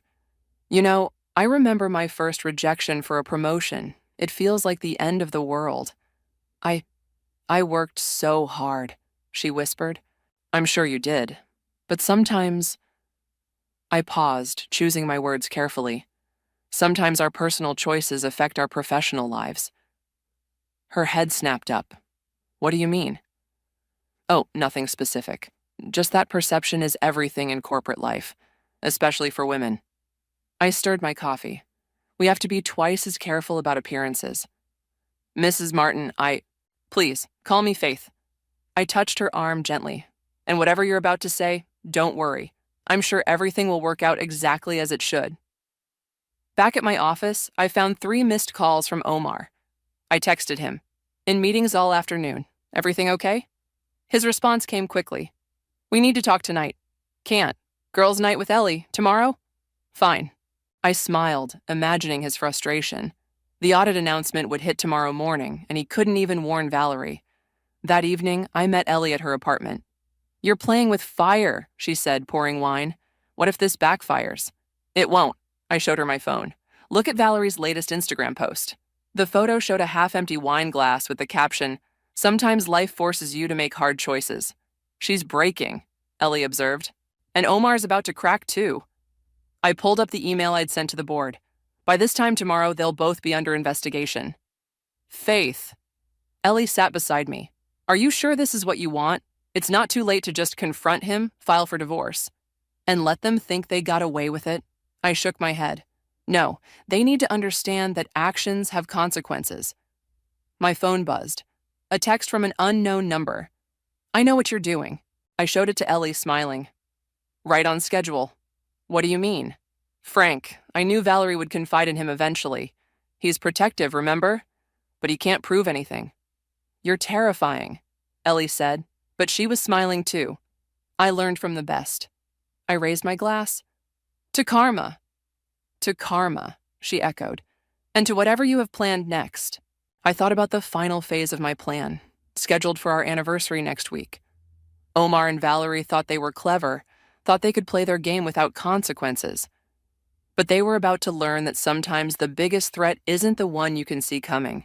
It's the one that's been there all along, watching, waiting, and planning. The office was in chaos. The audit announcement had hit like a tornado, leaving destruction in its wake. I watched from my desk as Omar paced back and forth in his office, phone pressed to his ear. "The resignation letter is ready," Ellie said through my phone's speaker. "Are you sure about the timing?" "Perfect timing," I replied, watching Valerie rush into Omar's office, clutching papers. "The audit team arrives tomorrow. By then it'll be too late." A knock on my door made me jump. It was Layla, my boss and mentor of 5 years. "Faith, got a minute?" I ended the call with Ellie. "Of course." Layla closed the door behind her. "You know, it's interesting. All this drama with Omar's department, the audit, Valerie's failed promotion, and here you are, calm as ever." My heart skipped a beat, but I kept my face neutral. "Should I not be?" She sat down, studying me. "I've known you for 5 years, Faith. You're one of the most strategic minds I've ever worked with. Nothing happens around you by accident." "Are you accusing me of something?" "No." She smiled. "I'm admiring your work. Though I do wonder what the end game is." Before I could respond, my phone buzzed. A text from Omar. "Where are you? We need to talk now." "Trouble in paradise?" Layla asked. "Paradise was lost a while ago." I stood up. "Excuse me, I need to handle this." I found Omar in his office, face pale. Valerie sat in a chair, tears streaming down her face. They both looked up when I entered. "Faith," Omar rushed forward. "I can explain." "Explain what?" I kept my voice innocent. "The audit? I heard about that. Such bad timing, right after Valerie's promotion rejection." "Mrs. Martin," Valerie started, but I cut her off. "Please, I told you to call me Faith." I turned to Omar. "What's going on? You seem stressed." "The expense reports," he said. "Someone's been going through them. The dinners, the hotels." "Hotels?" I let my voice crack. "What hotels?" The color drained from his face. "Business meetings, all business." "Really?" I pulled out my phone, scrolling through photos. "Like this business meeting at the Grand last month? The one where you said you were working late?" They both froze. The photo showed them entering the hotel together, his hand on her lower back. "How did you get this?" I finished for him. "Let's just say I'm not as naive as you thought." Valerie stood suddenly. "I should go." "Stay." My voice was steel. "You'll want to hear this too." I pulled out an envelope. "Your resignation letter, effective immediately." "You can't," Omar started. "Actually, I can. The board receives the full expense audit tomorrow, including every business dinner you two shared, every hotel receipt, every late-night meeting." I placed the letter on his desk. "Sign it, Valerie, and this all stays quiet. Don't, and well, Frank might be the least of your worries." Valerie grabbed the letter with shaking hands. "You planned this, all of it." "Planned what? The audit? Your promotion rejection? The anonymous calls?" I smiled. "Prove it." Omar slumped in his chair. Faith, please, save it. I headed for the door. Oh, and Omar, don't forget our anniversary dinner next week. I've got something special planned. Back in my office, I found Layla waiting. Well, phase 5 complete, I said, sitting down. Valerie resigns tomorrow morning. And Omar? He'll stew for a week, wondering what I have planned for our anniversary. Layla laughed. Remind me never to cross you. She stood to leave, then paused. You know, there's a VP position opening up next month. After this display of strategic thinking, I'd say you're a strong candidate. After she left, I texted Ellie. It's done. Valerie's resigning. How did Omar take it? Like a man watching his world crumble. I attached the photo I'd shown them. Amazing what a private investigator can catch on camera. You're actually scary, you know that? I learned from the best, sis. I looked out my office window, watching Omar's car leave the parking lot. He was probably heading to a bar, trying to figure out how everything had fallen apart so quickly. My phone buzzed one last time. A text from Valerie. I'm sorry, I never meant for any of this. I didn't respond. Her guilt wasn't my concern anymore. I had 1 week until our anniversary. 1 week to prepare the final act of this carefully orchestrated drama. Omar thought he knew what I was capable of. He thought this was the worst of it, but he had no idea what was coming. After all, the best revenge isn't just about destroying someone's present, it's about demolishing their future too. And I was just getting started. 3 days before our anniversary, Omar was a nervous wreck. He jumped every time his phone buzzed, watched me with wary eyes, and kept trying to gauge what I knew. I played my part perfectly, the oblivious wife planning a special anniversary dinner. I've made reservations at La Maison, I told him over breakfast. Remember our first date there? He nearly choked on his coffee. Faith, maybe we should talk about what? I looked up innocently from my tablet, where I was reviewing the final audit report Terrell had sent me. Nothing. He stood abruptly. I'll be late tonight, board meeting. Of course, I smiled. Say hi to Valerie for me. Oh wait, she resigned, didn't she? How strange. The door slammed behind him. At work, Terrell caught me in the break room. The audit team found everything, he whispered. They're presenting to the board tomorrow. Perfect timing. Faith. Ellie's voice made us both jump. She stood in the doorway, face pale. We have a problem. She dragged me to my office, closing the door. Frank cornered me outside the courthouse. He knows. Knows what? That you orchestrated everything. The promotion rejection, the audit, Valerie's resignation. He's threatening to expose you. I laughed, pulling out my phone. Actually, this is perfect. I dialed Frank's number. He answered on the first ring. I was wondering when you'd call. Coffee? 20 minutes? Make it 10. I found him at the hospital cafe, still in his scrubs. He glared as I sat down. Before you start, I said, pulling out a folder, you might want to see these. Inside were photos, dozens of them. Omar and Valerie at various hotels, restaurants, intimate moments they thought were private. Your sister isn't the victim here, Frank. She knew he was married. She chose this. So this is revenge? Justice. I took a sip of coffee. You can expose me if you want, but ask yourself, who really gets hurt? Your sister's reputation is already damaged. This would destroy it completely. Frank stared at the photos. She's my little sister. And she made adult choices. Now she faces adult consequences. What do you want? Nothing. Just let this play out. I stood up. Unless you want these photos going public? Back at the office, Ellie was waiting. Well, Frank won't be a problem. I checked my watch. The board meeting starts in an hour. Want to watch the fireworks? We headed to the conference room floor, finding spots in the break room with a clear view. Through the glass walls, we could see Omar presenting, his forehead shiny with sweat. My phone buzzed. A text from Valerie. Please, I'll do anything. Too late, I typed back. Suddenly, the boardroom erupted in activity. Omar's face turned red as the audit team presented their findings. Through the glass, I could see him gesturing frantically. Mrs. Martin, a security guard approached. The board would like to see you. Inside the boardroom, all eyes turned to me. The head of the board, Margaret, spoke first. Mrs. Martin, were you aware of these expenses? Which expenses? I asked innocently. They showed me the reports. Hotels, dinners, gifts, all charged to the company account. Omar's face was ashen. "Faith, please," he whispered.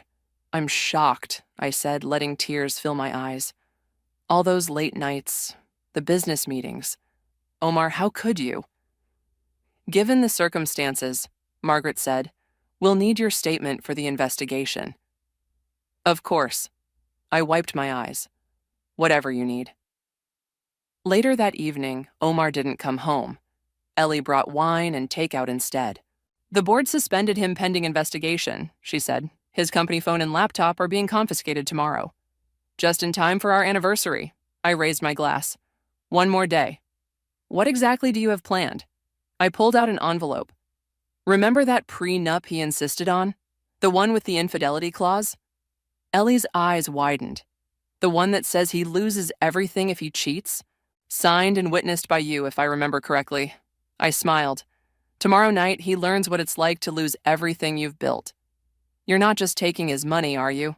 "Money? No." I pulled out another folder.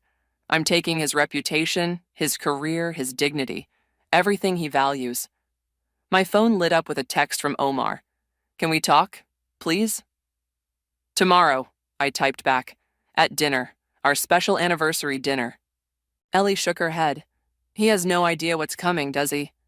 "That's the beauty of it." I tucked the folders away. "He thinks tomorrow is about saving our marriage. He doesn't realize it's about destroying his entire life. Because sometimes, the best revenge isn't just about winning.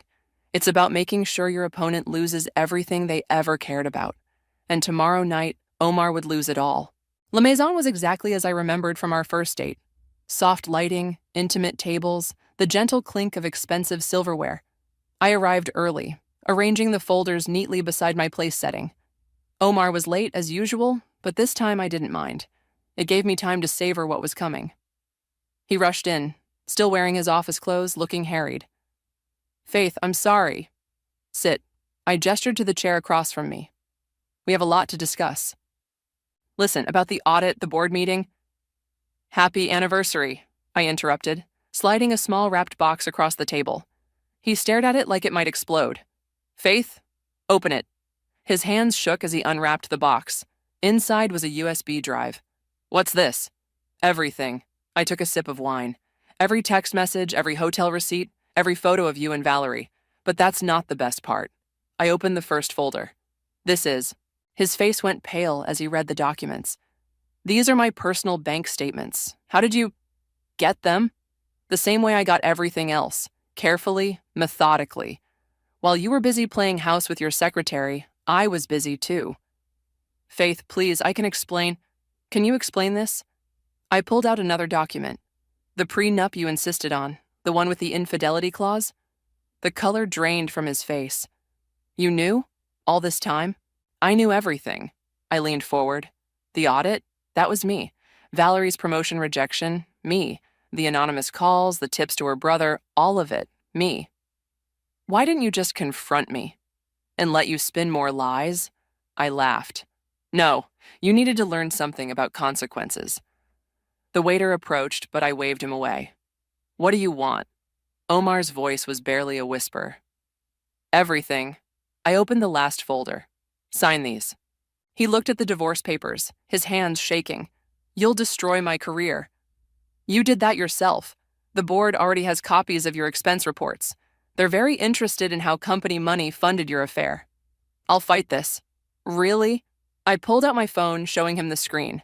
"Should I send these photos to the board? Your parents? Our friends? You've thought of everything, haven't you?" "I learned from the best." I smiled. "You taught me how to be calculating, Omar. How to play the long game. I just got better at it than you." A commotion at the restaurant entrance drew our attention. Valerie stood there, mascara streaked down her face. "Perfect timing," I murmured. "Omar!" She rushed to our table. "They're saying we committed fraud. The board is..." "Valerie," I interrupted smoothly.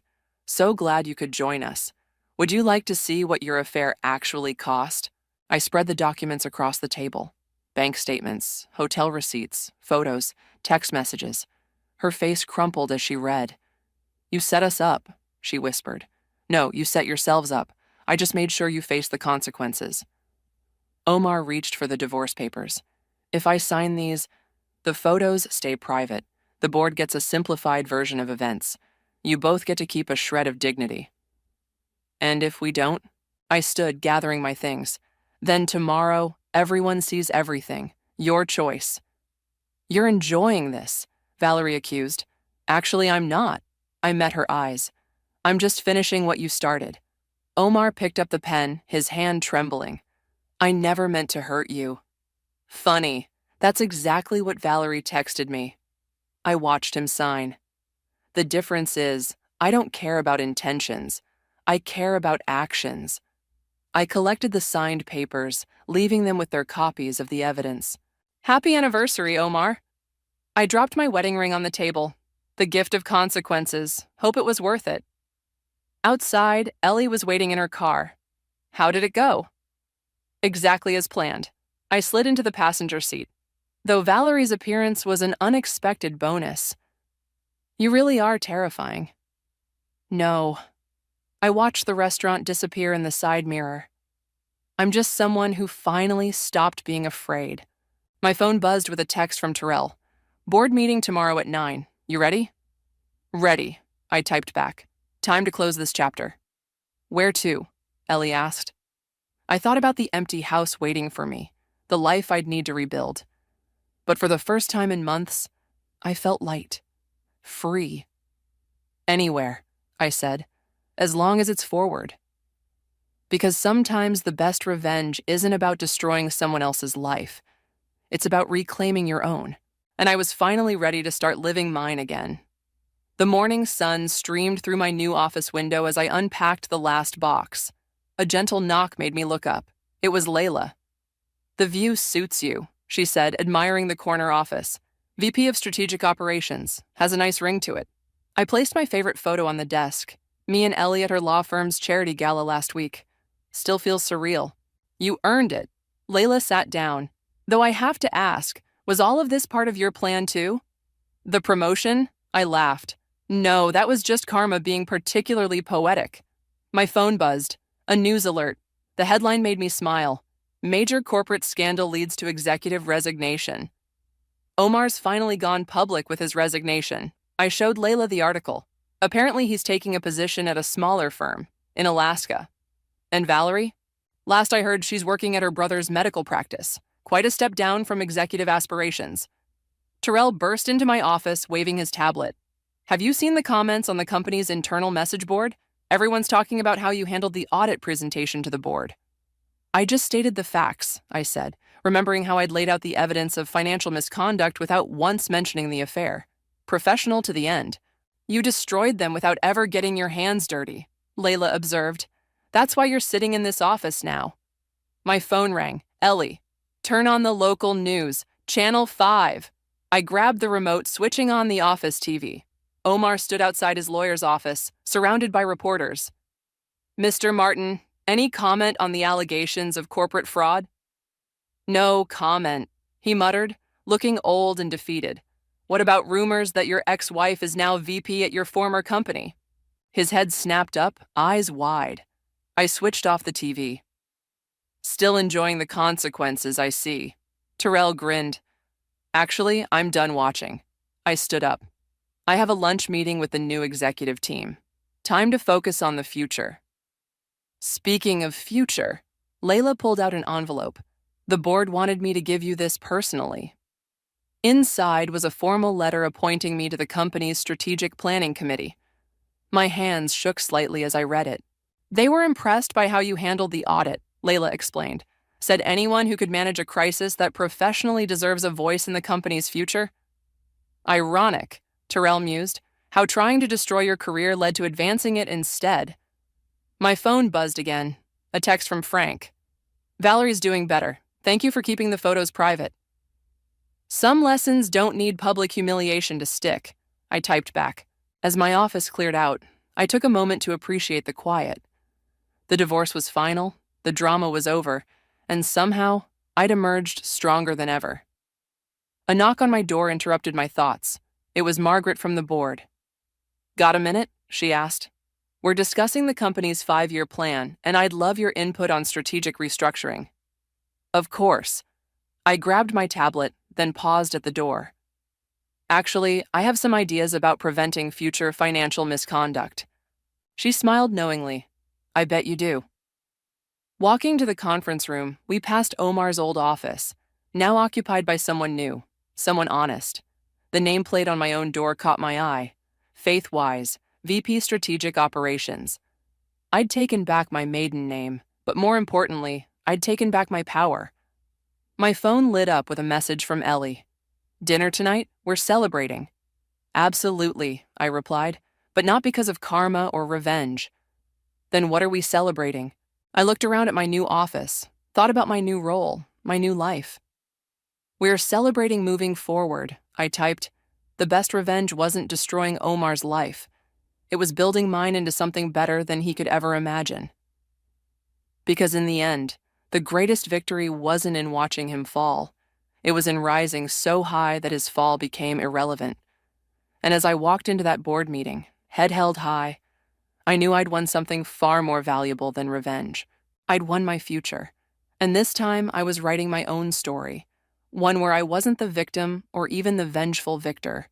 I was simply myself, strong, capable, free. And that was the best ending I could have written. The letter trembled in my hands as I read it again, my lawyer's neat handwriting doing nothing to soften the blow. Per the court's decision, Mr. Campbell retains partial access rights to the lakeside property. I crumpled the paper, my fingers turning white at the knuckles. My name is Phoebe, and my ex-husband just won the right to use my cabin, the one thing I fought hardest to keep in our divorce. The same cabin I spent 3 years renovating while he was busy building his new life with Rebecca. You can't do anything about it, cried in court. Avery's taunting voice from yesterday's hearing echoed in my head. I could still see that smug smile spreading across his face as the judge announced his decision. My phone buzzed. Speaking of the devil, just wanted to let you know we'll be using the cabin next weekend. Avery's voice dripped with false courtesy.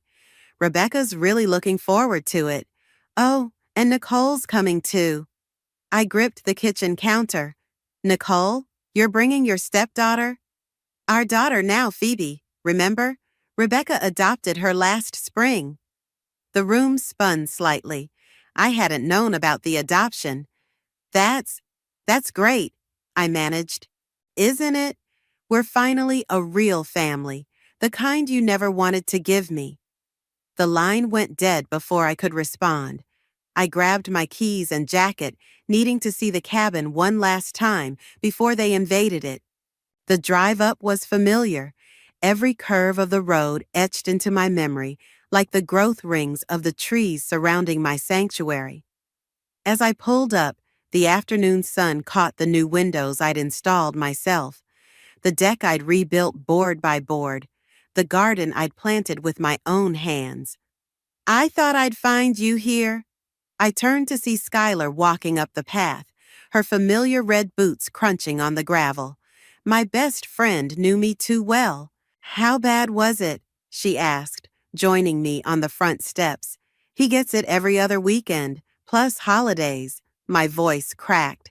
And he's bringing them next weekend, his perfect new family. Skylar's eyes narrowed. That entitled bastard, after everything you put into this place? 3 years of work, every spare dollar I had. I stood up, pacing the deck. You know what the worst part is? He doesn't even want the cabin. He just wants to prove he can take it from me. So, what are you going to do about it? I stopped pacing. What can I do? He won the court battle. Skylar's smile turned mischievous. The cabin, yes, but what about the land around it? What do you mean? Well, I've been doing some research.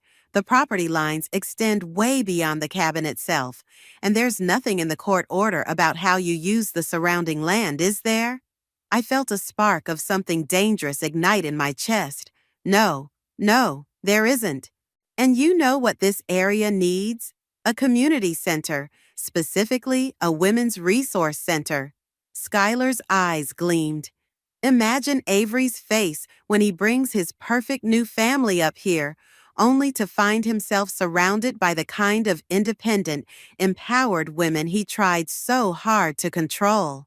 I walked to the edge of the deck, surveying the clearing beyond the cabin.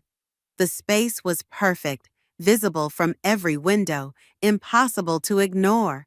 It would take money, I said slowly. Resources. I know some people, including a journalist named Valentina, who'd love to cover a story like this. My phone buzzed again. Another text from Avery. BTW, having professional photos taken at the cabin next month for Rebecca's social media. Hope you don't mind. I showed Skylar the message and she laughed.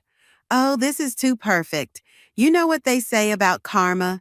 That she's a patient bitch? Exactly. Skylar linked her arm through mine. So, what do you say? Ready to give karma a little push? I looked at the cabin, my cabin, and felt the weight of every dismissive comment, every manipulative move, every cruel jab Avery had ever thrown my way. Then I thought about Nicole, his stepdaughter, being drawn into his web of control. You know what? I smiled for the first time that day.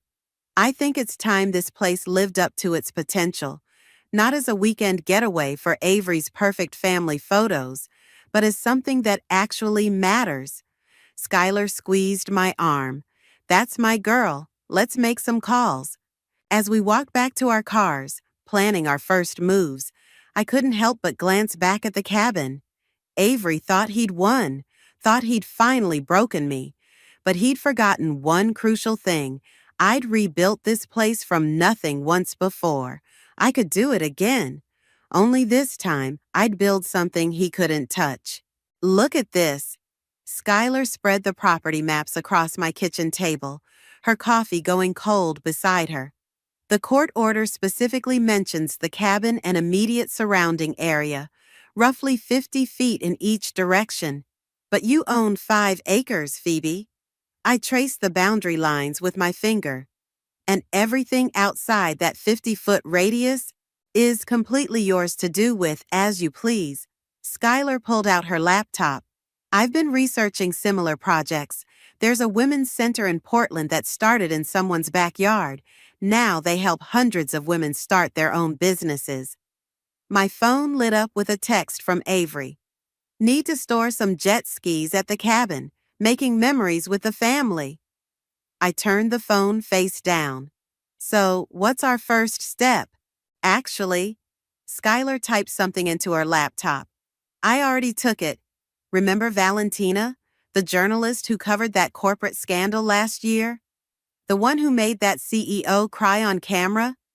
That's her. She's meeting us for lunch in 20 minutes. I nearly choked on my coffee. Today, Skylar, I'm not ready. You're never more ready than when you're angry. She closed her laptop. And trust me, Valentina's going to love this story. The cafe was busy when we arrived, but I spotted Valentina immediately. She had that journalist energy, alert, observant, already taking mental notes as we approached. So, Valentina said after introductions, Skylar tells me you're planning something revolutionary. I hesitated, but Skylar jumped in. Show her the text, Phoebe. I pulled up Avery's message about the jet skis. Valentina read it, then scrolled through the previous messages, her eyebrows rising. And this man, your ex-husband, he fought for access to a cabin he barely used during your marriage? He fought because he could, I said, because he knew how much it meant to me. Valentina leaned forward. And now you want to build a women's resource center around his weekend getaway spot? Not around it, I corrected. Beyond it, on land that's legally mine. A slow smile spread across Valentina's face. Tell me more. For the next hour, we outlined the vision. Workshops, business mentoring, skill-sharing sessions. A place where women could find support, resources, and community. But here's what makes it newsworthy, Valentina said, scribbling in her notebook. It's not just about revenge. It's about transformation. taking something meant to hurt you and using it to help others. I have some contacts in construction, Skylar added. Women-owned businesses ready to help. We could break ground within weeks. Valentina's eyes lit up. And I know several successful businesswomen looking for meaningful projects to support. This could be huge, Phoebe. Just then, my phone buzzed again. This time, it was a photo from Nicole, Avery's stepdaughter. She'd sent a picture of herself at some corporate event with Avery and Rebecca, looking uncomfortable in a too formal dress. "Dad's making me intern at his firm," her message read. "I hate it here." I showed the others the message. "Perfect timing," Valentina said. "We could include youth mentorship programs. Give girls like Nicole alternatives to their parents' prescribed paths." "Avery would lose it," I said, feeling a mix of satisfaction and genuine excitement. "That's just a bonus," Skylar grinned. "The real win is what this could mean for the community." Valentina closed her notebook. "I want to break this story, not just about the center, but the whole journey, from divorce court to community triumph. It's the kind of inspiration people need right now." "When?" I asked. "Let's time it right. When's your ex planning those social media photos?" "Next month." "Perfect." Valentina's smile turned calculating. "We'll have the foundation laid by then. Nothing he can legally object to, but enough to ruin his perfect family photos. And when he reacts, we'll be ready," Skylar finished. Back home that evening, I stood in my backyard, imagining the transformation to come. My phone buzzed with a group chat Skylar had created. Project Phoenix. Valentina had already shared contractor contacts. Skylar had drafted a preliminary budget. This was really happening. Another text from Nicole popped up. "Dad's bragging about his plans for the cabin. Says he's gonna make it actually worth something now." I thought about Nicole's forced smile in that corporate photo, about all the other women and girls trapped in lives others chose for them. Then I thought about Avery's face when he realized his victory lap had become someone else's starting line. "Don't worry," I texted back to Nicole. "Things around here are about to get very interesting." I added a phoenix emoji, smiled, and got to work on the permit application Skylar had sent over. Sometimes the best revenge isn't about destroying something. It's about creating something better from the ashes. The local courthouse hadn't changed since my divorce proceedings. Same worn wooden benches, same stuffy air, same feeling of butterflies in my stomach. But this time, I wasn't here as a defendant. I was here to meet Judge Rolando for coffee. "Phoebe," his familiar voice boomed across the lobby. "What brings you to my neck of the woods?" I held up the community center proposal Skylar and I had prepared. "Actually, I was hoping to get your thoughts on something. As a pillar of the community, of course." Rolando's eyes crinkled at the corners. "Flattery will get you everywhere. Let's grab coffee in my chambers." As we walked, I spotted Avery's new wife, Rebecca, leaving one of the courtrooms, looking flustered. She didn't notice me, but I caught fragments of her conversation on her phone. "The property lines are so confusing, Avery. Are you sure?" I smiled to myself as I followed Rolando into his office. "So," he said, settling behind his desk with his coffee, "what's this proposal about?" "We're planning a women's resource center," I explained, laying out the plans. "Job training, financial literacy workshops, mentorship programs. The community seems excited." "Location?" "My property up by the lake." Rolando's eyebrows shot up. "The cabin property?" "The land around it," I clarified. "Well, outside the court-mandated shared space." He studied the plans carefully, then looked up with a knowing smile. "Interesting choice of location." "It's perfect, actually. Peaceful setting, lots of space, easy access from town." "And nothing in the previous court order preventing it," he added, tapping his finger on his desk. "You know, community resource centers often qualify for special zoning benefits. reduced taxes, priority permits, that sort of thing. I tried to keep my voice casual. Really? Absolutely. In fact, he pulled out a folder. I just signed off on something similar last week. Here's the paperwork if you're interested in the precedent. My phone buzzed. Skylar had sent a photo of our first delivery of construction materials being unloaded at the site. Speaking of precedent, Rolando continued, there's an interesting clause about shared properties being subject to surrounding land use, meaning if the surrounding land becomes a designated community space, the shared property has to accommodate community access? He winked. You didn't hear that from me. Just then, his secretary poked her head in. Judge, your next appointment is here. It's Mrs. Campbell about the property line dispute. Send her in 5 minutes, Rolando called back. Then to me, better use the back door, unless you want an awkward reunion. I gathered my papers quickly.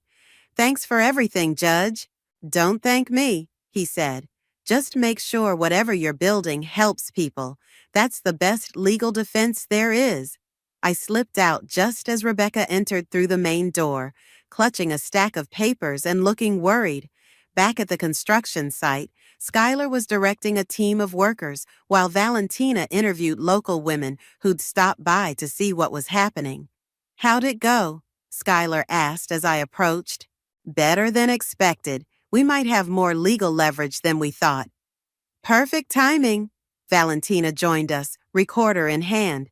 Because word's spreading fast, I've got 3 local business owners wanting to sponsor workshops, and the women's shelter in town wants to partner with us. And look who else showed up.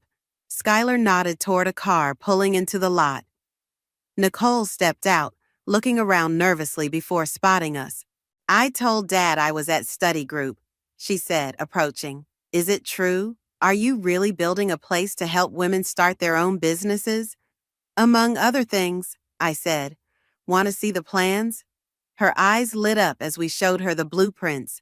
This is amazing. Dad's been pushing me to follow his footsteps in corporate law, but I really want to start my own graphic design company. We'll have workshops for that, Skylar said. Marketing, business planning, everything you need. Nicole's phone chimed. Her face fell. It's Rebecca. They're looking for me. Better go, I said. But Nicole, you're welcome here anytime. After she left, Valentina checked her notes. This is Gold, the stepdaughter of the man who tried to take your property, finding empowerment in the very place he meant to use against you. Speaking of which, Skylar pointed to an incoming email on my phone. Looks like Avery's lawyer just requested clarification about the property boundaries. I thought about Rebecca's confused face at the courthouse, about Nicole's dreams of independence, about all the women already rallying around this project. Let them ask questions, I said, watching the construction crew break ground. Every answer they get is just going to make our foundation stronger. Rising from the ashes, local woman transforms divorce battle into community triumph. Valentina's headline blazed across the front page of the local paper. I stood at the construction site, watching women stream in for our unofficial opening day, the article clutched in dozens of hands. This is insane, Skylar whispered, surveying the crowd. We expected maybe 50 people. There must be 200 here. The center had come together faster than we'd imagined. 2 buildings flanked the main courtyard, one for workshops and classes, another for office spaces and mentoring sessions. The cabin sat in the distance, looking small and insignificant compared to the vibrant community space we'd created. Phoebe, Valentina rushed over, phone in hand. The article's gone viral. 3 major news networks want interviews, and Rising Phoenix is trending locally. A commotion at the entrance caught my attention. Avery stood there, newspaper crumpled in his fist, face red with fury. Rebecca hovered behind him, looking uncertain, while Nicole lingered even further back, trying to hide a smile. "What is this?" he demanded, storming over and waving the paper. You turned my property into some sort of feminist commune? Your property? I kept my voice steady, aware of phones recording nearby. The cabin's that way, Avery. This is my land, remember? The part you didn't fight for because you thought it was worthless? You planned this, he sputtered. You deliberately built a community resource center that's already helped 30 women start their own businesses? Valentina cut in smoothly, her recorder visible. Would you like to comment on your opposition to local economic growth, Mr. Campbell? Avery's mouth snapped shut as he finally noticed the cameras. Rebecca tugged at his sleeve. Honey, maybe we should— No! He jerked away from her. This was supposed to be our family retreat, our perfect getaway. Look what she's done to it. Made it perfect for a lot of families? Nicole stepped forward, her voice stronger than I'd ever heard it. Dad, they're offering free graphic design courses, real business training, not just corporate internships where I fetch coffee. Nicole, get in the car, Avery snapped. Actually, Nicole pulled out some papers. I signed up for the Young Entrepreneurs Program. I'm 16. I don't need parental permission. The crowd had grown silent, watching the drama unfold. Skylar touched my arm, nodding toward a group of women approaching, the local business owners who'd sponsored our programs. Mr. Campbell, one of them called out, we've been looking forward to meeting you. Your ex-wife's initiative is exactly what this community needed. We'd love your thoughts on supporting young entrepreneurs like your daughter. Avery's face cycled through several shades of red as cameras turned toward him. Rebecca was already retreating to their car, but Nicole stood her ground, moving to stand beside me. This isn't over, Avery growled, but the threat sounded hollow with dozens of witnesses recording. You're right, I agreed. We're just getting started. Would you like a tour? The workshop on toxic workplace dynamics starts in 10 minutes. Someone in the crowd snickered. Avery spun around and stormed off, leaving Nicole behind. He'll be back, Nicole sighed. Good, Valentina said, already typing on her phone, because local lawyer opposes daughter's entrepreneurial dreams would make an excellent follow-up story. The rest of the opening day passed in a blur of introductions, workshops, and celebrations. Women shared their stories, made connections, signed up for classes. By sunset, we had a waiting list for most programs. Look at this, Skylar showed me her tablet. Local businesses were sharing Valentina's article, pledging support. The mayor had tweeted about visiting next week. Even the Chamber of Commerce wanted to get involved. We did it, I breathed, watching the last visitors leave for the day. We actually did it. Did you see this part? Skylar scrolled through comments under the article. Someone started a fundraiser to replicate the program in other cities. It's already at $50,000. My phone buzzed. A message from Rebecca. I'm sorry about today. Nicole won't stop talking about the design courses. Is it okay if I drop her off tomorrow? Before I could respond, another message came through, from Avery's lawyer this time. Regarding recent developments at the lake property. Delete it, Skylar advised. Let them file whatever they want. We've got Judge Rolando's blessing and the whole community behind us. I looked out over the center, our phoenix, risen from the ashes of a bitter divorce. String lights twinkled in the gathering dusk, and through the cabin's windows, I could see Avery's perfect family photos would now have an unexpected backdrop. You know what? I smiled, deleting the lawyer's message without reading it. I think the view from here is just perfect. Dad's losing it, Nicole announced, dropping her laptop bag on my desk at the center. He spent 3 hours on the phone with his lawyer yesterday, trying to find a way to shut this place down. I looked up from the workshop schedule I was organizing. And Rebecca finally stood up to him. Nicole's face broke into a grin. She said if he keeps fighting this, she'll look like the evil stepmother trying to crush her daughter's dreams. It was epic. A knock at the door interrupted us. Rebecca herself stood there, looking uncomfortable but determined. "I hope I'm not interrupting," she said. Nicole left her design tablet at home, and I thought. She held up the device, then glanced around the office. "This is not what I expected." "Want a tour?" I offered, surprising myself. Rebecca hesitated, then nodded. As we walked through the building, women greeted us warmly, showing off their projects. In the main workshop space, a group was practicing pitch presentations for potential investors. "All these women are starting businesses?" Rebecca asked. "Or expanding existing ones, or learning new skills?" I pointed out various activities. "That group is coding. Those women are working on marketing plans. The art studio upstairs is where I'm heading," Nicole cut in, grabbing her tablet. "We're designing logos today." After Nicole bounded up the stairs, Rebecca turned to me. "I need to apologize. When Avery told me about this place, he made it sound like I was just trying to spite him." "Yes." She twisted her wedding ring. "But this morning, he was ranting about destroying your little project. And all I could think about was how Nicole's eyes light up every time she talks about her classes here." A commotion at the entrance drew our attention. Avery burst in, his face stormy. "Rebecca, Nicole, what are you doing here?" He spotted me. "You're turning my family against me?" "Lower your voice," Rebecca said firmly. "We're in a public space." "Public space?" Avery laughed bitterly. "This is my property." "Actually," a familiar voice rang out, "it's not."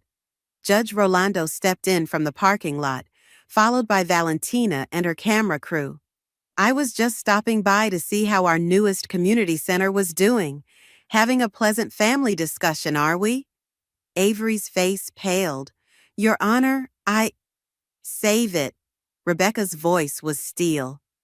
"I saw the original property documents, Avery, the ones you tried to hide from your lawyer. You never had any claim to this land, only the cabin. You went through my files?" "Someone had to. You're so obsessed with hurting your ex-wife that you can't see what you're doing to your own daughter." The workshop participants had stopped their presentations, watching the scene unfold. Valentina's camera whirred quietly. "Nicole needs to focus on her future," Avery insisted. "Corporate law is your dream, not hers." Rebecca stepped closer to him. "I've watched you try to control everything and everyone around you, just like you did with Phoebe. I didn't see it before, but I do now." "Mom?" Nicole called from the stairs. "Everything okay?" "Everything's fine, honey," Rebecca answered, not breaking eye contact with Avery. "Your father was just leaving." "Like hell I am." "Nicole, get your things. We're going home." "No." Nicole descended the stairs, clutching her design portfolio. "I have a presentation in 10 minutes. Potential clients are coming to see my work." "Clients?" Avery scoffed. "This isn't a real business." "Actually," Judge Rolando interjected, "according to the business licenses filed this morning, it very much is. Congratulations on your daughter's entrepreneurial spirit. Will you be staying to support her presentation?" Avery looked around at the witnesses, the camera, his daughter's defiant stance, his wife's resolute expression. For the first time, I saw his perfect facade crack completely. "This isn't over," he muttered, but the threat sounded weak even to him. "You're right," Rebecca said, "because when we get home, we're going to have a long talk about your visitation schedule with Nicole, and your lawyer will be hearing from mine about those hidden documents." After Avery stormed out, Rebecca turned to me. "I am so sorry for everything." "Don't be," I said. "You're here now. That's what matters." "Mom," Nicole called excitedly, "want to see my portfolio before the clients arrive?" Rebecca's eyes welled up at the word mom. "I'd love to." As they headed upstairs, Valentina approached with her camera crew. That was quite a scene. Mind if we film the young entrepreneur's first client presentation? Speaking of which, Skylar appeared with a stack of papers. 3 more businesses want to mentor our students. Seems someone leaked Avery's meltdown on social media. I looked around at what we'd built. Not just the physical space, but the community within it. Women supporting women, dreams taking flight, truth coming to light. You know what? I smiled. I think we should give them something worth sharing. He's planning something, Skylar warned, showing me her phone.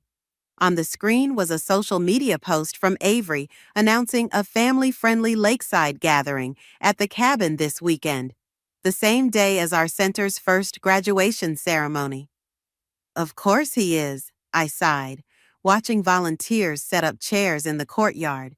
He can't stand that we're celebrating without him. Valentina rushed over, press badge swinging. You need to see this. He's invited half the town's elite, old money families, business leaders, even the lieutenant governor. Can he do that? One of our graduating entrepreneurs asked, pausing her decoration efforts. The cabin? Yes, the grounds. I smiled. Absolutely not. And our graduation ceremony has all the proper permits. My phone buzzed. A text from Rebecca. Heads up, he's hired photographers and a catering company. Says he's going to show everyone what the property should really be used for. Perfect, Valentina grinned, because I just confirmed that 3 major networks are covering our graduation. Seems they're interested in the small-town success story that's inspiring similar centers across the country. The day of the event arrived bright and clear. Our graduates gathered early, practicing their presentations and arranging their business displays. Nicole had designed the ceremony programs, her new company logo proudly displayed on each one. Then Avery's guests started arriving. This way to the lakeside gathering, his hired staff directed them, only to be met by our own volunteers. Welcome. The community celebration is right this way. Would you like to see our graduates' business showcases? Avery appeared, practically sprinting across the lawn. No, the event is at the cabin. Actually, the lieutenant governor called out, stepping from her car, I'm here for the graduation ceremony. These women's success stories are exactly what our state needs right now. But I invited you to what? She asked pointedly. A private party while your community celebrates economic empowerment? I think I'm exactly where I need to be. More guests arrived, and despite Avery's increasingly desperate attempts to direct them to his gathering, they gravitated toward the excitement of the ceremony. His catering staff stood awkwardly by the cabin, watching their potential clients sample the graduates' homemade refreshments instead. Dad's about to blow a gasket, Nicole whispered, adjusting her presentation booth. Her graphic design display had already attracted several potential clients. Rebecca approached, camera in hand. I got everything on video. His face when the lieutenant governor walked past him? Priceless. Everyone, please take your seats, Skylar announced. The ceremony is about to begin. Avery made one last attempt, grabbing a microphone from his hired DJ. Ladies and gentlemen, if I could direct your attention to... The feedback from his mic squealed, making everyone wince. In the silence that followed, Judge Rolando's voice rang out clear and strong. As the keynote speaker for today's graduation, I'd like to welcome everyone to this celebration of community achievement. The crowd applauded, drowning out Avery's protests. One by one, our graduates took the stage, sharing their success stories. A domestic violence survivor who'd started a security consulting firm. A single mother whose catering business was now serving major events. Nicole, the youngest graduate, whose design company had already landed 3 corporate clients. This is illegal, Avery hissed, storming up to me. You're disrupting my event. Actually, Valentina stepped in, camera rolling. According to the permits filed with the city, this graduation ceremony is the only registered event today. Would you like to explain why you're attempting to interfere with a sanctioned community celebration? His face reddened. I have rights to this property. To the cabin, Judge Rolando corrected, joining us, which, by the way, your guests seem to have little interest in visiting. Fascinating how people gravitate toward genuine community spirit over, what was it you planned, a photo opportunity? You planned this, Avery accused me. Set this up to humiliate me. No, Avery, Rebecca said, still filming. You did that all on your own. He looked around wildly, at his abandoned catering, at his ignored cabin, at the crowd enthusiastically supporting the very thing he'd tried to destroy. Then he spotted Nicole on stage, confidently presenting her business plan to potential investors. She's 16, he whispered. She's supposed to be following in my footsteps. She is, I replied softly.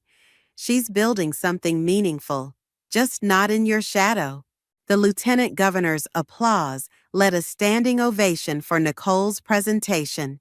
Avery stood frozen, watching his perfectly planned power play crumble as his daughter soared.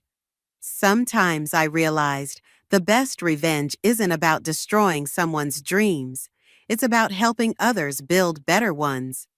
Breaking news, the TV anchor announced. Local lawyer faces ethics investigation following viral video of attempted disruption at women's empowerment event. I muted the television as Skylar burst into my office, waving her phone. Have you seen the numbers? Nicole's video has over 2 million views. The clip showed Avery's meltdown from every angle. Guests filming as he tried to shut down our graduation ceremony, his face contorting as the lieutenant governor praised our program. His final desperate attempt to drag Nicole off stage during her presentation. How's she doing? I asked. Better than her dad. Skylar pulled up another news article.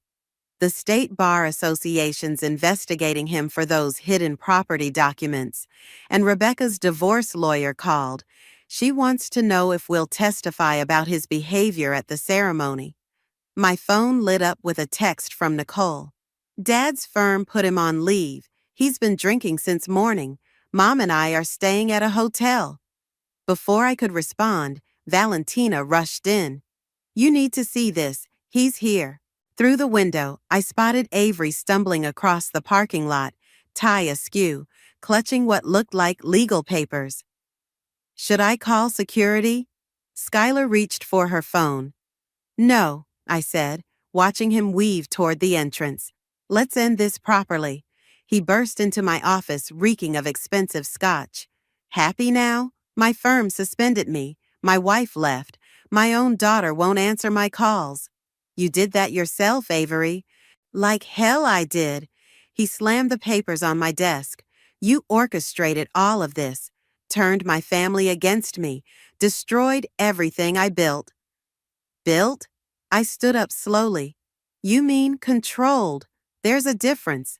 I gave them everything, the best schools, the best opportunities. The best cage? Valentina stepped forward, camera already rolling. Would you like to elaborate on that statement? Avery spun around, finally noticing our audience. Staff members had gathered in the hallway. Through the window, I could see Rebecca's car pulling up, Nicole in the passenger seat. You're filming this? Of course you are. He laughed bitterly. Everything's a publicity stunt for your little feminist revolution, isn't it? Actually, Judge Rolando's voice came from the doorway. I asked them to record this. Given your recent behavior, I thought it prudent to document any further incidents. Avery's face drained of color. Your Honor, Save it. Rebecca entered, Nicole close behind her. The lawyer's waiting, Avery. Either sign the divorce papers now, or we do this the hard way. Divorce? His voice cracked. Baby, we can work this out. Once I shut down this place, that's enough. Nicole stepped forward.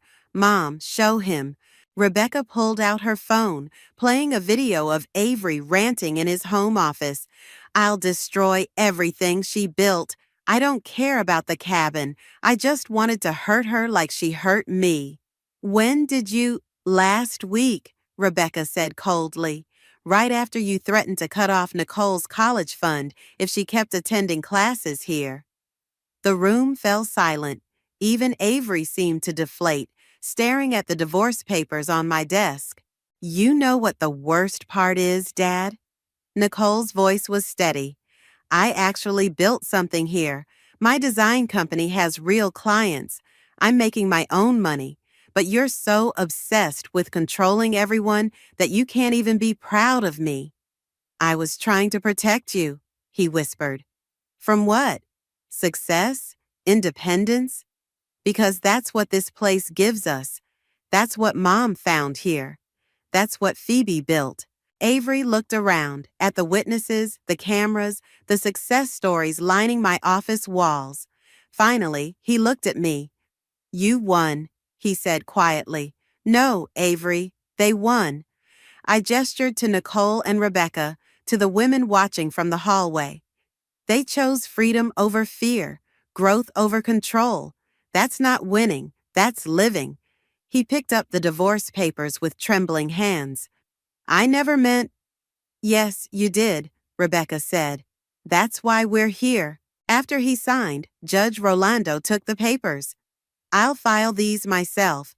And Avery, consider this a formal warning about approaching this property again. As security escorted him out, Nicole turned to me. Thank you, not just for the business classes, but for showing us we had a choice.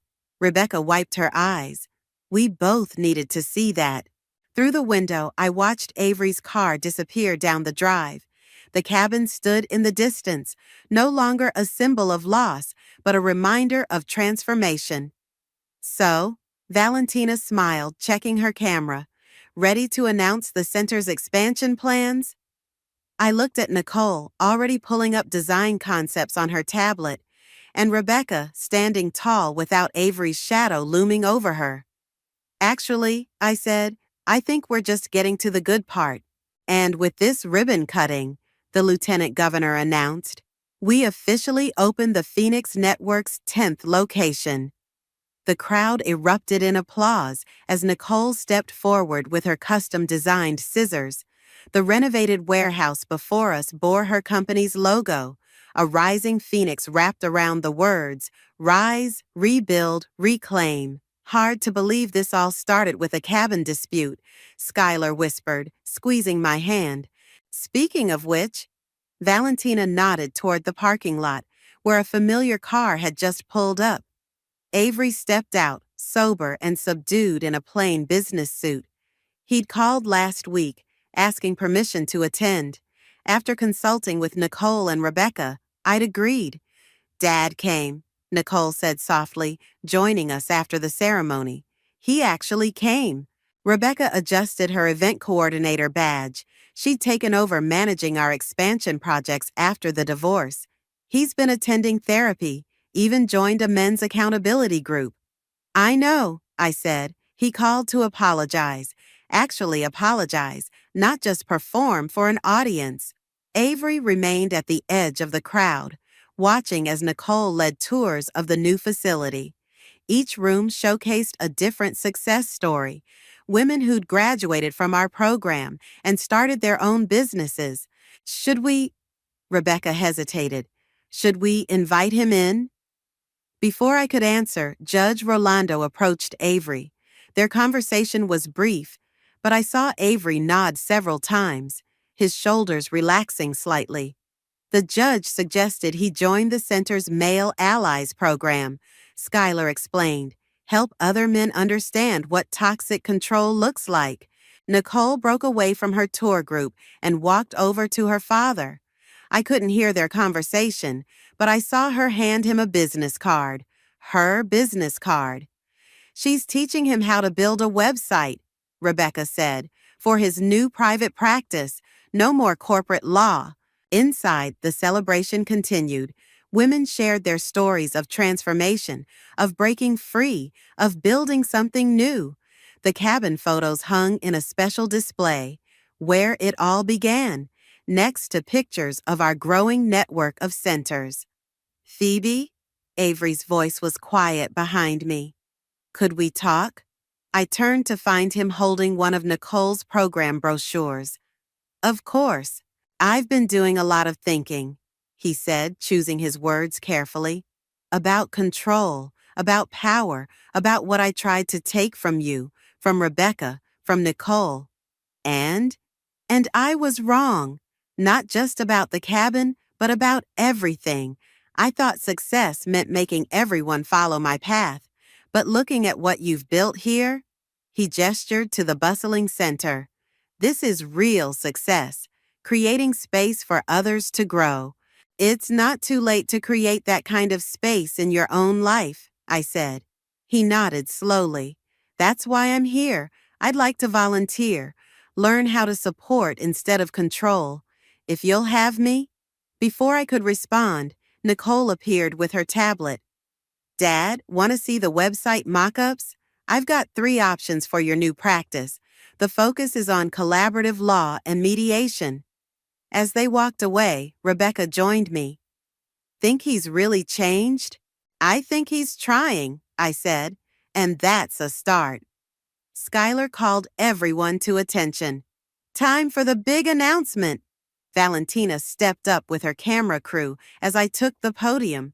Around me stood our graduates, our supporters, our growing community.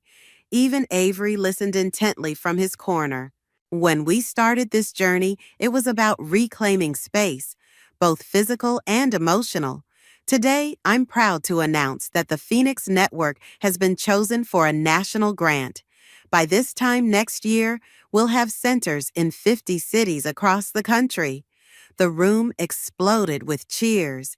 Nicole hugged her father, who looked genuinely proud. Rebecca wiped away tears as she coordinated with her event staff. But more importantly, I continued, we're launching a new program. The Phoenix Partnership Initiative will help other women transform their own spaces of loss into centers of community power. Judge Rolando raised his glass. To rising from the ashes. To rising from the ashes, the crowd echoed. Later, as the celebration wound down, I stood in the courtyard of our original center. The cabin was visible through the trees, no longer a symbol of what I'd lost, but a reminder of what we'd all gained. Ready to go? Skylar called. The Portland Center needs our input on their renovation plans. I looked around one last time, at Nicole teaching her father about digital marketing, at Rebecca confidently directing her staff, at all the women who'd found their wings here. You know what? I smiled. I think we're all exactly where we need to be. I found the document by accident while cleaning out Dad's home office. Just a single sheet of paper, really, but seeing Aunt Zuriel's signature next to that astronomical sum made my blood run cold. I'm Eleanor, by the way, and this is how I discovered my family's darkest secret, starting with a wedding invitation that would change everything. Ellie, darling, we simply must discuss Savannah's wedding arrangements. Aunt Zuriel's voice dripped honey over the phone, but I knew better. That tone meant trouble. You've done so well with your business. It's time to give back to the family. I pressed my fingers against my temple, already feeling a headache coming on.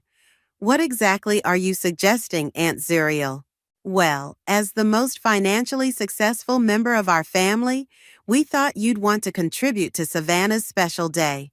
The venue alone is running us nearly 6 figures. I nearly choked on my coffee. 6 figures? For a venue? It's the Hamilton Estate, darling. Savannah has always dreamed of getting married there. And since you've been so blessed, let me get this straight, I cut in, my voice sharp. You want me to fund my cousin's wedding? The same cousin who hasn't spoken to me in 3 years except to comment cute on my Instagram posts? Don't be difficult, Eleanor. Family helps family. Your father agrees with me completely. Of course he did. Dad hadn't made a decision without Aunt Zuriel's approval since Mom died 12 years ago. I'm sorry, but no. I worked hard for my money. I'm not funding an extravagant wedding for someone who barely acknowledges my existence. The honey in her voice crystallized to ice. I see. Well, I'll be sure to let everyone know about your decision. The line went dead before I could respond. I knew what would follow. The passive-aggressive family group chat messages, the disappointed calls from Dad, the guilt-tripping from my sister Lacey. Right on cue, my phone buzzed. Lacey, please tell me you didn't just refuse to help with Savannah's wedding, she said without preamble. Hello to you too, sis. Ellie, come on. You know how Aunt Zuriel gets. Just throw some money at it and keep the peace. I stood up from my desk, pacing my home office. Why is it always about keeping the peace? Why am I always the one who has to give in? Because you're the one who can afford to. Lacey's voice rose. Some of us are still struggling to make rent. That's exactly my point. I struggled for years building my business while Savannah was getting her 4th degree funded by Aunt Zuriel. Now suddenly, I'm supposed to bankroll her dream wedding? You're being selfish. No, I'm being reasonable. I stopped pacing, my eye catching on Dad's office door across the hall. I'd been helping him organize since he mentioned selling the house. Look, I need to go. I'm at Dad's place sorting through papers. After hanging up, I pushed open the office door, the familiar scent of old books and leather hitting me. That's when I saw it. A paper had slipped partially under the ancient filing cabinet. I wouldn't have noticed it if the corner hadn't been sticking out. Pulling it free, I found myself staring at what looked like a bank statement. But the numbers? They didn't make sense. According to this, Aunt Zuriel had accessed over $2 million from what appeared to be a family trust fund, money I'd never known existed. The date on the document was from just after Mom died. My phone buzzed again. Dad. Eleanor, honey, about Savannah's wedding. Dad? I interrupted, my voice steady despite my racing heart. I need to ask you something. What do you know about a family trust fund? The silence on the other end lasted so long I thought the call had dropped. Then, barely above a whisper, where did you find that? So it's real? The $2 million Aunt Zuriel took? Eleanor, listen to me very carefully. Dad's voice shook. Don't mention this to anyone, especially not your aunt. Some things are better left in the past. But as I stared at the damning evidence in my hands, I knew this was just the beginning. They wanted me to fund a wedding? Fine. But first, I was going to uncover exactly what happened to those millions, and why nobody had ever thought to mention them to me. The wedding invitation sat on my desk, mocking me with its gold-foiled elegance.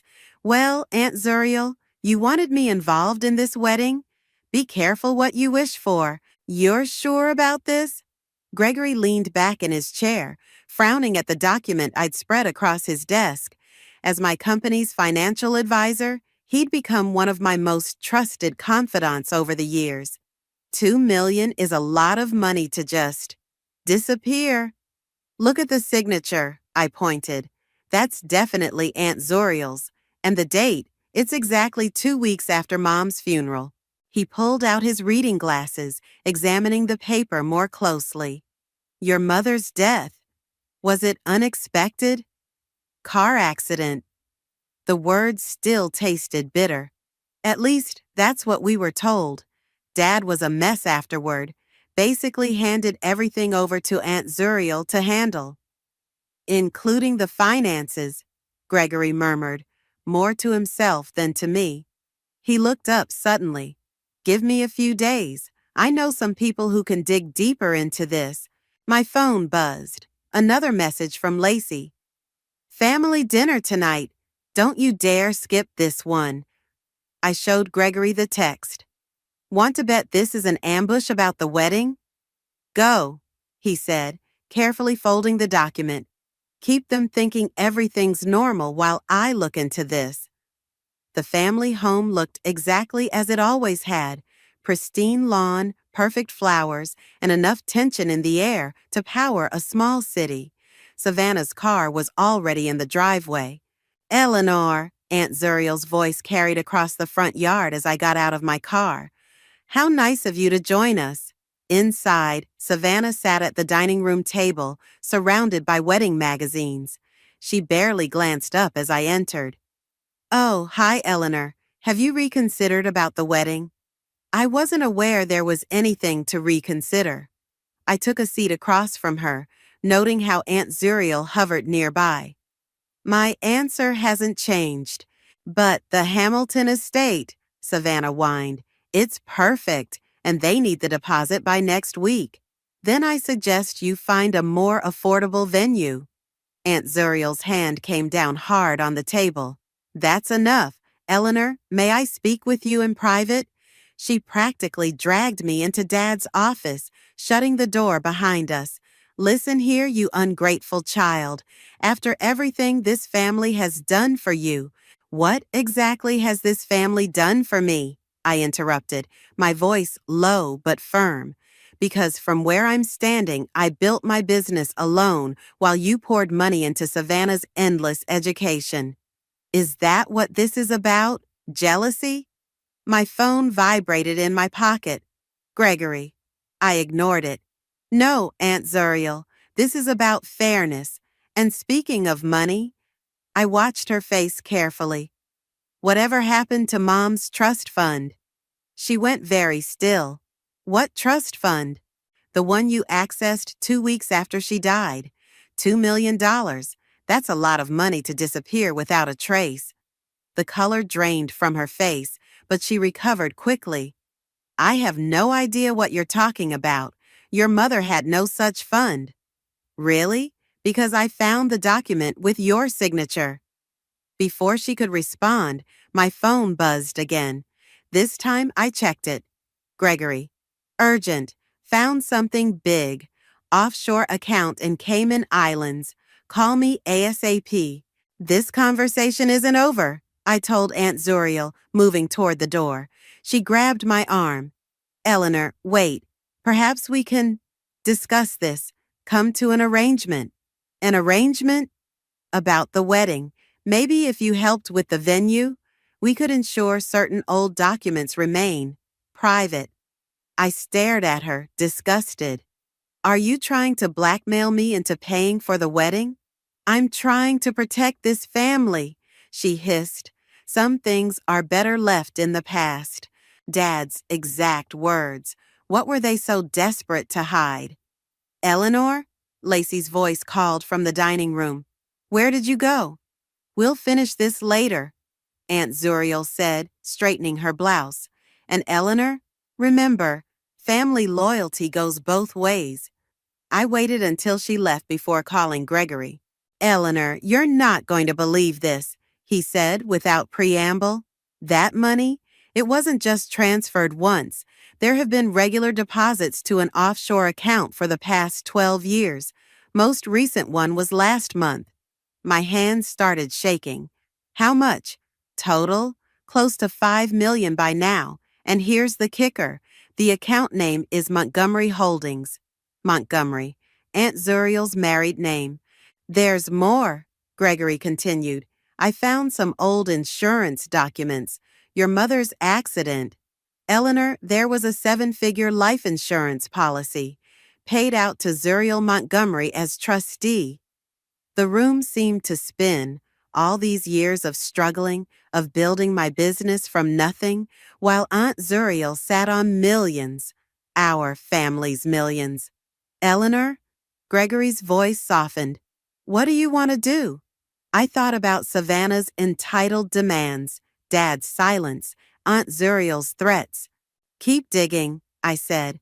"I want everything." The family pressure intensified over the next week. Constant calls, guilt-tripping texts, even a tearful visit from Savannah herself.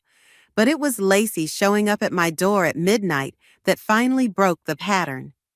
"I need a drink," she announced, pushing past me into my apartment. Her mascara was smeared, and she clutched her purse like a lifeline. I poured us both a glass of wine. What happened? Aunt Zuriel happened. Lacey took a long sip.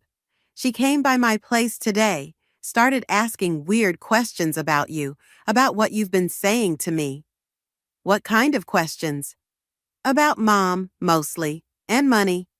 She set down her glass hard enough to slosh wine onto my coffee table. She offered to help with my rent if I'd keep an eye on you. I felt my jaw clench. And I told her to shove it. Lacey's eyes filled with tears. But Ellie, there's something else. Something I should have told you years ago. I sat down beside her, my heart pounding. What? Remember when I was trying to start my photography business right after college? She wouldn't meet my eyes. I went to Aunt Zuriel for a loan. She agreed, but then she made me sign these papers. I didn't really read them. I was so desperate. What papers, Lacey? I think they were about Mom's estate, some kind of waiver of rights. She wiped her eyes. The business failed anyway, and Aunt Zuriel held that loan over my head for years. But tonight, when she tried to bribe me again, something clicked. Why does she have so much money to throw around? I got up and retrieved the trust fund document from my office. Lacey's hands shook as she read it. $2 million? She whispered.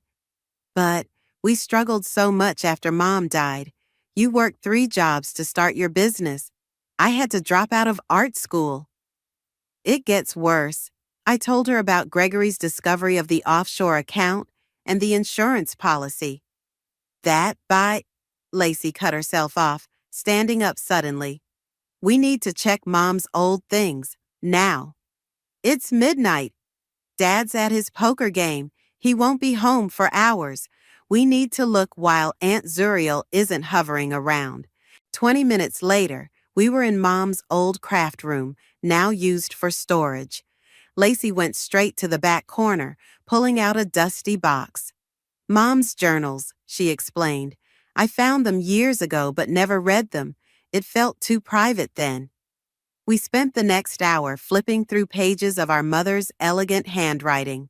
Most entries were ordinary, daily life, concerns about us kids, little observations about the world. Then I found it. Listen to this, I said, reading aloud. Zuriel's been asking about the trust again. Says Norman's business is in trouble, needs capital. I can't tell if she's lying. She always was good at that. But I made that trust for the girl's future. I won't let her touch it. I looked at the date. This was 3 weeks before the accident. Lacey grabbed the journal. There's more. Found discrepancies in the business accounts today. Large transfers I can't trace. When I asked Zuriel about them, she got defensive. Something's not right. Meeting with my lawyer tomorrow to... She turned the page. That's the last entry. My phone rang, making us both jump. Gregory, Eleanor, I found something disturbing. Those insurance documents? There was an investigation into your mother's accident, but it was suddenly dropped. The detective in charge received a large payment to an offshore account 2 days later. The journal slipped from my hands. That's not all, Gregory continued. I've been tracking the money trail. Most of those millions, they've been funding Savannah's lifestyle, designer clothes, luxury cars, that string of failed businesses she started. But there's a pattern of smaller payments, too, to people who might ask questions. Like the detective, I said numbly. Exactly, Eleanor. I think this goes deeper than simple embezzlement. Lacey was still reading the journal, her face getting paler by the page. Ellie, she interrupted, look at this. She pointed to a loose paper tucked into the binding, a handwritten letter. If anything happens to me, I read aloud, the truth is in the blue box. Love, Mom. Lacey and I stared at each other. The blue music box, she whispered. The one Mom always kept locked. Aunt Zuriel took it after the funeral, said it was worthless. Where is it now? In her house, in that cabinet of collectibles she never lets anyone touch. I spoke into the phone. Gregory, we need to get into Aunt Zuriel's house. Eleanor, His voice was worried. Be careful. People who pay off detectives? I know. I looked at Lacey, saw my own determination reflected in her eyes. But Mom tried to warn us. It's time we found out why. I found Dad in his usual spot, the back porch, nursing a whiskey, staring at Mom's old garden. The journals felt heavy in my bag as I sat beside him. You knew, didn't you? I kept my voice gentle, but he flinched anyway. About the money, about all of it. He took a long drink before answering. Your mother never trusted Zuriel with money, said she was too creative with numbers. Is that what we're calling fraud now? Creative? Eleanor? No. I pulled out Mom's journal. I found these. She knew something was wrong with the business accounts. She was going to meet a lawyer. I paused, watching his face. The next day, she died. The glass slipped from his hand, shattering on the porch. Don't, please. The detective who investigated her accident got a payoff, Dad. An offshore payment, just like the millions Aunt Zuriel's been hiding all these years. He buried his face in his hands. I didn't know, not at first. When did you find out? About a year after your mother. His voice cracked. I found some papers like you did. When I confronted Zuriel, she had explanations, said your mother had been embezzling, that she'd fixed everything to protect the family name. And you believed her? The words came out sharper than I intended. I didn't want to believe anything else. He looked at me finally, eyes red. If what you're suggesting is true, if my own sister, show me the papers. He led me to his office, hands shaking as he opened a hidden safe behind a painting. I kept copies, never knew why, maybe part of me. The documents were damning, not just of Aunt Zuriel's theft, but of her elaborate cover-up. Transfer records, falsified statements, even a letter from Mom's lawyer about scheduling an urgent meeting that never happened. All these years, I said quietly, while Lacey and I struggled, while you remortgaged the house, Aunt Zuriel had millions of our money, and you said nothing. She's still my sister. And Mom was your wife. The words exploded out of me. We were your daughters. We needed you to fight for us. A noise from the doorway made us both turn. Lacey stood there, tears streaming down her face. Is it true? She asked Dad. Did you know about the money? He couldn't meet her eyes. Lacey, honey, my phone buzzed. A text from Gregory. Urgent. Just found email correspondence between Zuriel and the mechanic who worked on your mom's car the week before the accident. Call me now. Before I could process that, another message popped up. This one from an unknown number. Stop digging. Some questions shouldn't be answered. I showed both messages to Dad. The color drained from his face. The mechanic, he whispered. I remember. Your mother complained about the brakes feeling strange. Zuriel recommended her personal mechanic. Lacey made a choking sound. Are you saying Aunt Zuriel might have? We need that blue music box, I cut in. The one Mom mentioned in her letter. It's in Aunt Zuriel's house. Dad stood up suddenly. I have a key to Zuriel's house for emergencies. Dad? No, Lacey protested. If she finds out, she's at her bridge club every Thursday afternoon, he said, moving to his desk. For years I've kept quiet, let her control everything. But if my sister had anything to do with your mother's. He pulled out a key ring, hands steadier now. It's time I chose my daughters. My phone buzzed again. Gregory, don't respond to any threats. I'm documenting everything. But Eleanor, be careful. These people play for keeps. I looked at Dad, still holding the key like it might burn him. At Lacey, wiping tears but standing straighter. At Mom's journal, full of warnings she'd tried to leave us. Tomorrow's Thursday, I said. We go in, find the box, get out. No one needs to know. And then what? Lacey asked. I thought about Savannah's wedding. now just weeks away. About Aunt Zuriel's smug demands and threats. About 12 years of struggling while she lived off our mother's money. Then we get justice, I said.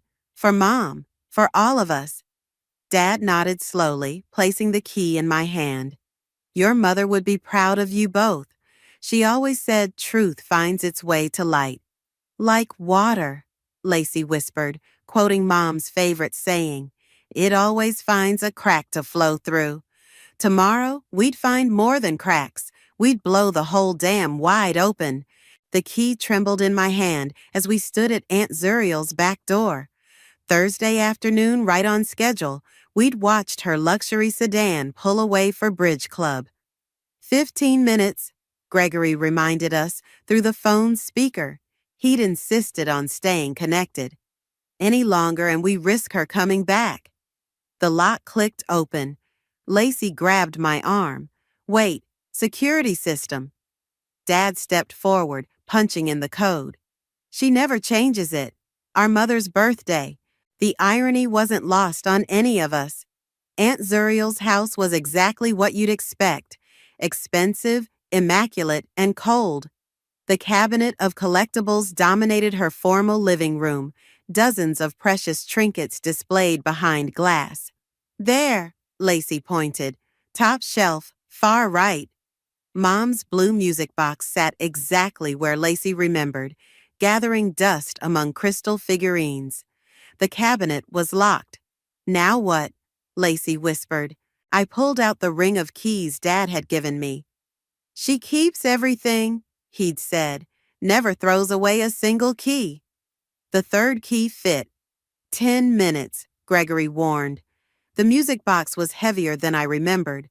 No key in sight.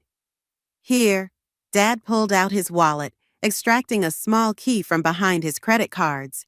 Your mother gave me this, said to keep it safe. My hands shook as I inserted the key. The lid opened with a familiar melody, Mom's favorite lullaby. Inside, beneath a stack of old photos, we found a USB drive and a sealed envelope with "For my daughters," written in Mom's handwriting. 7 minutes, Gregory said. You need to... He cut off abruptly as the sound of a car door slamming echoed from outside. She's back, Lacey hissed. Bridge Club must have canceled. Dad grabbed the USB and envelope, stuffing them in his pocket. Put the box back, exactly as it was. I closed the cabinet just as keys jingled in the front door. We rushed toward the back, but Aunt Zuriel's voice rang out. Hello? Is someone here? Footsteps approached the living room. Dad pushed us toward the kitchen. Go, I'll handle her. Dad, go. We slipped out the back door just as we heard Aunt Zuriel's surprised. Norman, what are you doing here? Lacey and I didn't stop running until we reached my car, parked 2 blocks away. Gregory was still on the line. Eleanor, what happened? We got it, I gasped. But Dad, he stayed behind. Smart move, Gregory said. He can explain his presence without raising suspicion. You two couldn't. My phone dinged with a text from Dad. All clear. Told her I was dropping off wedding RSVPs, meeting you at your place. 20 minutes later, we huddled around my dining room table. The USB drive contained exactly what we'd suspected: financial records, emails, and a video file of Mom speaking directly to camera. My darling girls. Mom's face filled the screen, looking exactly as I remembered. If you're watching this, something has happened to me. I've discovered serious financial irregularities in the family business. Your Aunt Zuriel has been embezzling funds for years, using offshore accounts and false documentation. I'm meeting with lawyers tomorrow, but I'm afraid. Strange things have been happening. My car's been acting weird. I've received threatening notes. If anything happens to me, take this evidence to the authorities. Protect yourselves, and know that I love you both so much. The video ended. Lacey was sobbing. Dad looked like he'd aged 10 years. There's more, Gregory said, examining the financial records. These show systematic theft going back decades. But this is the smoking gun. He pointed to a series of transfers. Money from your mother's accounts to the mechanic who worked on her car, then to the detective, all traced back to Zuriel's offshore account. She killed her, Dad whispered. My own sister murdered my wife. My phone buzzed. Aunt Zuriel, we need to talk, now, about what you took from my house. Another message followed. Don't do anything rash, Eleanor. Think about the family, about Savannah's wedding, about your father's reputation. She knows, Lacey said. Good, I replied, surprising everyone. Let her worry. Let her wonder what we found, what we know. What's our next move? Gregory asked. I thought about Mom's video, about years of struggle, about Aunt Zuriel's smug manipulation. Savannah's wedding is in 2 weeks, I said.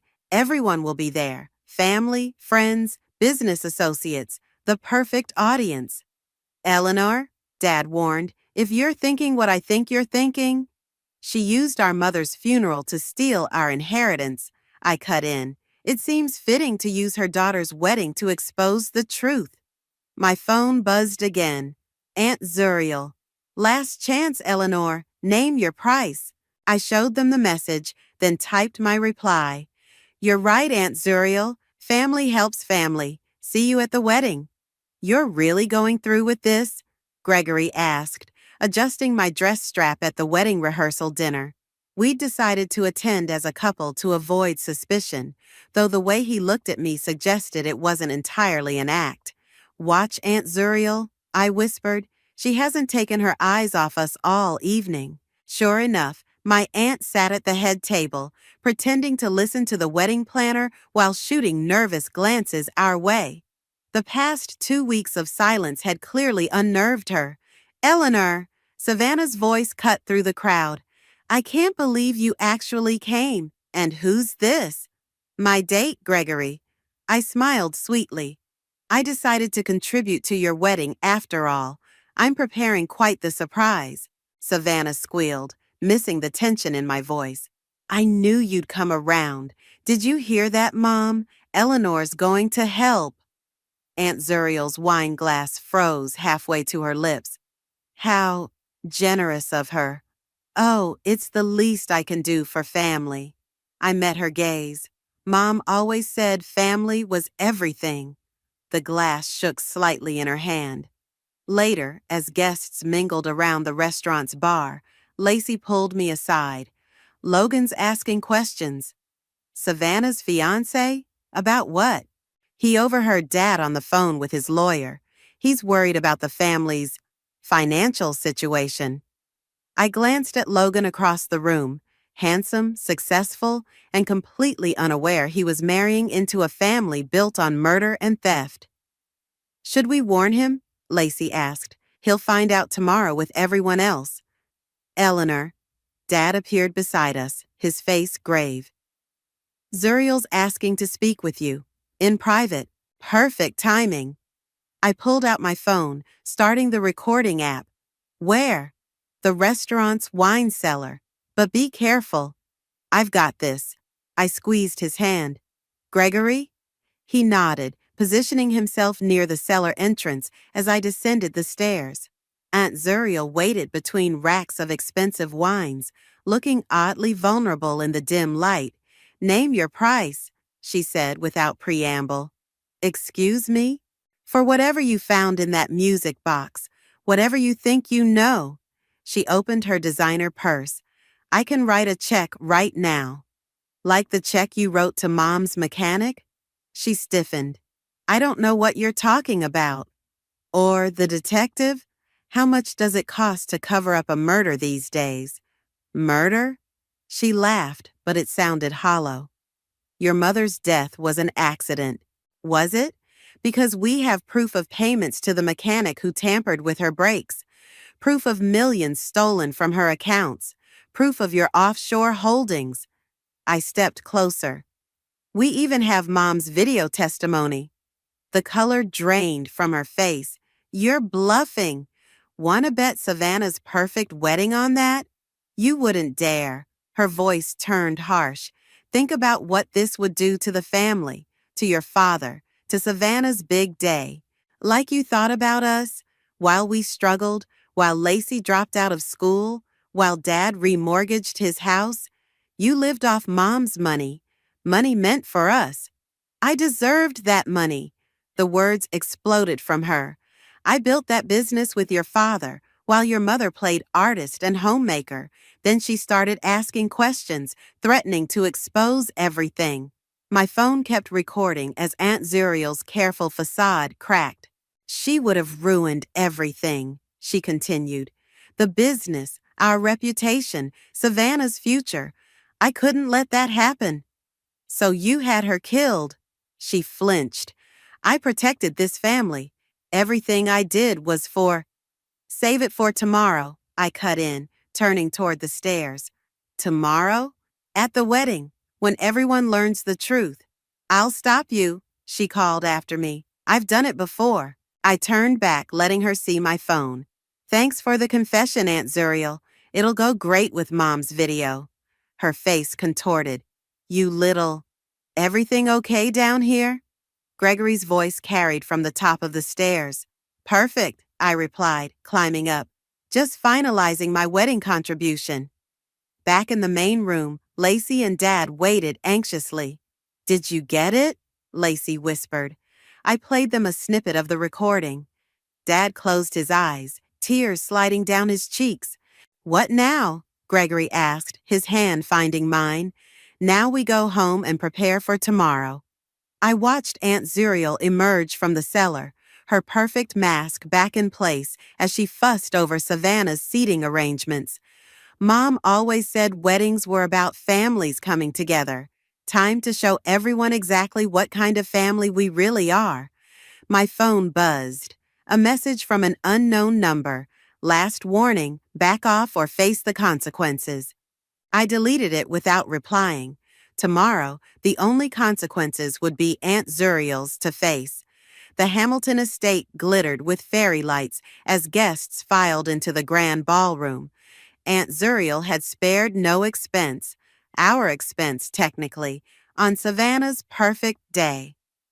Everything's ready, Gregory whispered, squeezing my hand. He'd set up the audio-visual equipment under the guise of preparing a wedding slideshow. Just say the word. I watched Aunt Zuriel flutter around the room, checking last-minute details. She'd been avoiding my eyes all morning, but I caught her nervous glances toward the presentation screen. Eleanor! Savannah appeared in a whirlwind of white tulle. Where's your surprise? You promised. After the ceremony, I assured her. Trust me, no one will forget it. The wedding proceeded like a fairy tale. Savannah floated down the aisle while Logan beamed. Aunt Zuriel dabbed at her eyes with an expensive handkerchief. Dad sat rigid beside me, his face a mask of barely contained emotion. Then came the reception. Ladies and gentlemen, the DJ announced, before the first dance, we have a special presentation from the bride's cousin, Eleanor. Aunt Zuriel half rose from her seat. Wait, I stepped to the microphone. Family means everything to us, I began, my voice steady. So I wanted to share some recently discovered family history. The lights dimmed, the screen flickered to life. Mom's face appeared, 12 years younger but unmistakable. Several guests gasped.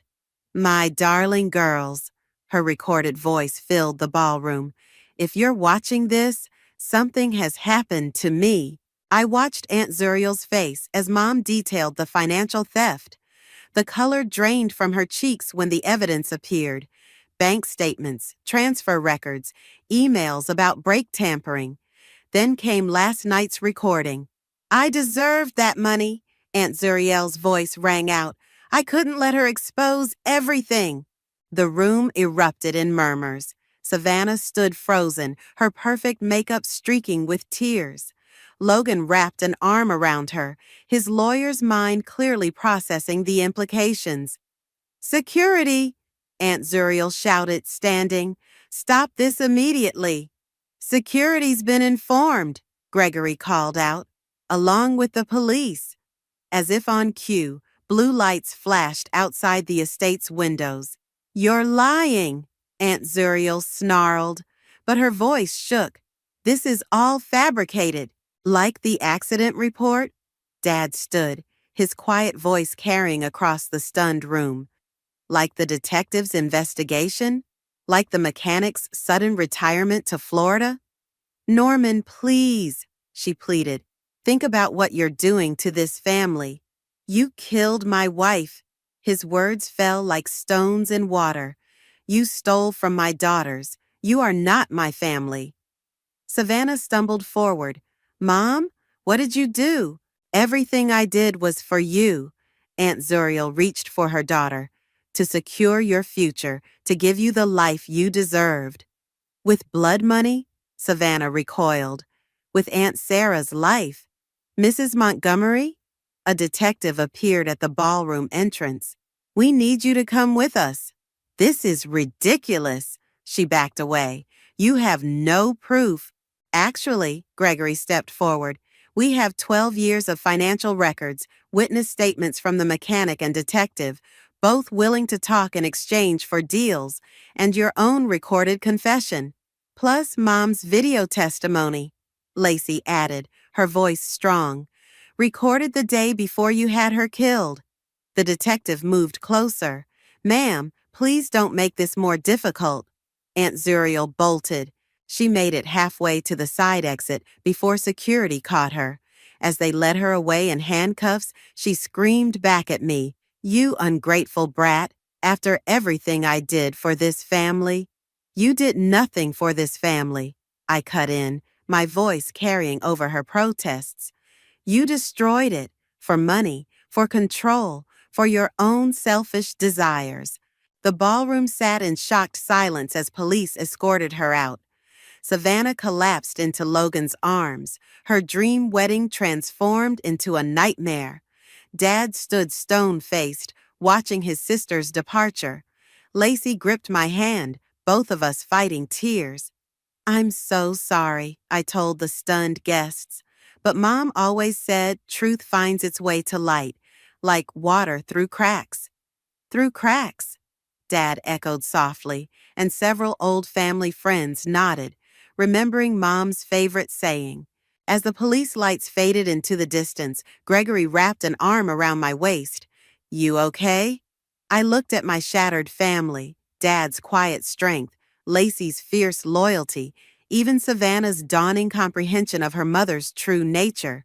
No, I answered honestly, but we will be, because that's what Mom would have wanted, not revenge, but justice, not destruction, but truth.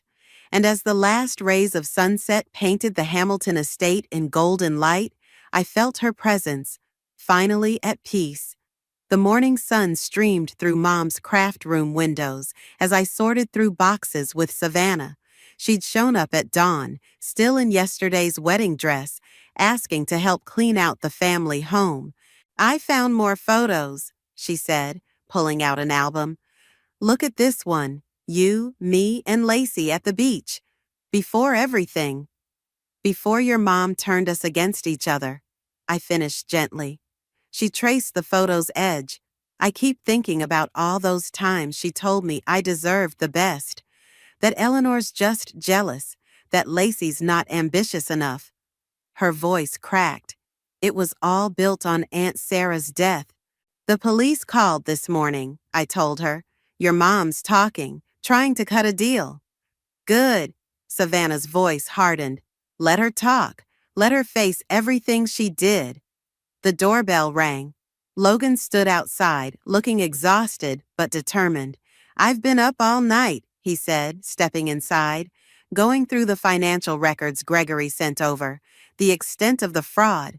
He shook his head. But I think I found a way to make things right. Dad appeared from his office. What do you mean? The money can be traced, recovered. It'll take time, but as a corporate lawyer, I can help navigate the legal process. He took Savannah's hand. If you'll let me. You still want to marry me? She whispered. After all this? I want to marry you, not your mother's crimes. He smiled slightly. Maybe something smaller than yesterday's event? A knock at the door revealed Gregory, carrying coffee and pastries. Thought everyone could use breakfast. Also, I have news. We gathered in the kitchen as he spread out documents. The offshore accounts are frozen. The insurance company's reopening the investigation into Sarah's death. And, he pulled out a letter, the family business board wants to talk about reinstating Norman as CEO. Dad stared at the letter. I don't know if I can. You can, Lacey said from the doorway. She carried a familiar blue box. Look what I found in Mom's things. Inside the music box lay another envelope we'd missed, marked for Norman. Dad's hands shook as he read Mom's letter. My dearest Norman, if you're reading this, stay strong. The business was your dream before Zuriel twisted it. Don't let her take that from you, too. Lead with honesty, like you always wanted to. She knew, I realized. She knew you weren't part of Aunt Zuriel's schemes. The board meeting's next week, Gregory said. I'll help prepare the financial recovery plan. We all will, Logan added. As a family. Savannah wiped her eyes. Can we use Mom's stolen money to help people?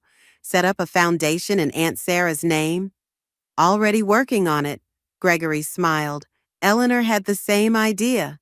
The doorbell rang again. This time it was the detective. Thought you'd want to know, he said. Zuriel's given us everything. The mechanic, the cover-up, all of it. She'll be going away for a long time. And the money? I asked. Recovery process starts today. You'll need good lawyers. We've got that covered, Logan and Gregory said together. After the detective left, we sat in Mom's garden, sharing coffee and memories. The morning sun caught the wind chimes she'd loved, creating music from light. I keep thinking about karma, Lacey mused. How everything Aunt Zuriel did to control us just led to this moment, to us being stronger together. Mom would have loved that, I said, the truth setting us free. Speaking of truth, Gregory took my hand. Remember our first fake date at the rehearsal dinner? I'd like to make it real. Maybe start with coffee. Dad chuckled, his first real laugh in days.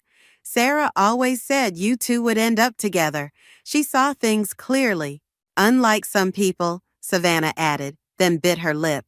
Sorry, too soon for jokes about Mom? No, I squeezed her hand. We need to be able to talk about it, all of it. And then move forward, Logan said. Together. Dad stood, looking at Mom's garden. Sarah loved this place, said every flower had its season. He touched a blooming rose. Maybe it's our season now, to bloom again. Without the poison of secrets, Lacey added. Or the weight of stolen money, Savannah said. Or the fear of speaking truth, I finished. Gregory raised his coffee cup. To Sarah, who taught us that family isn't about control or money.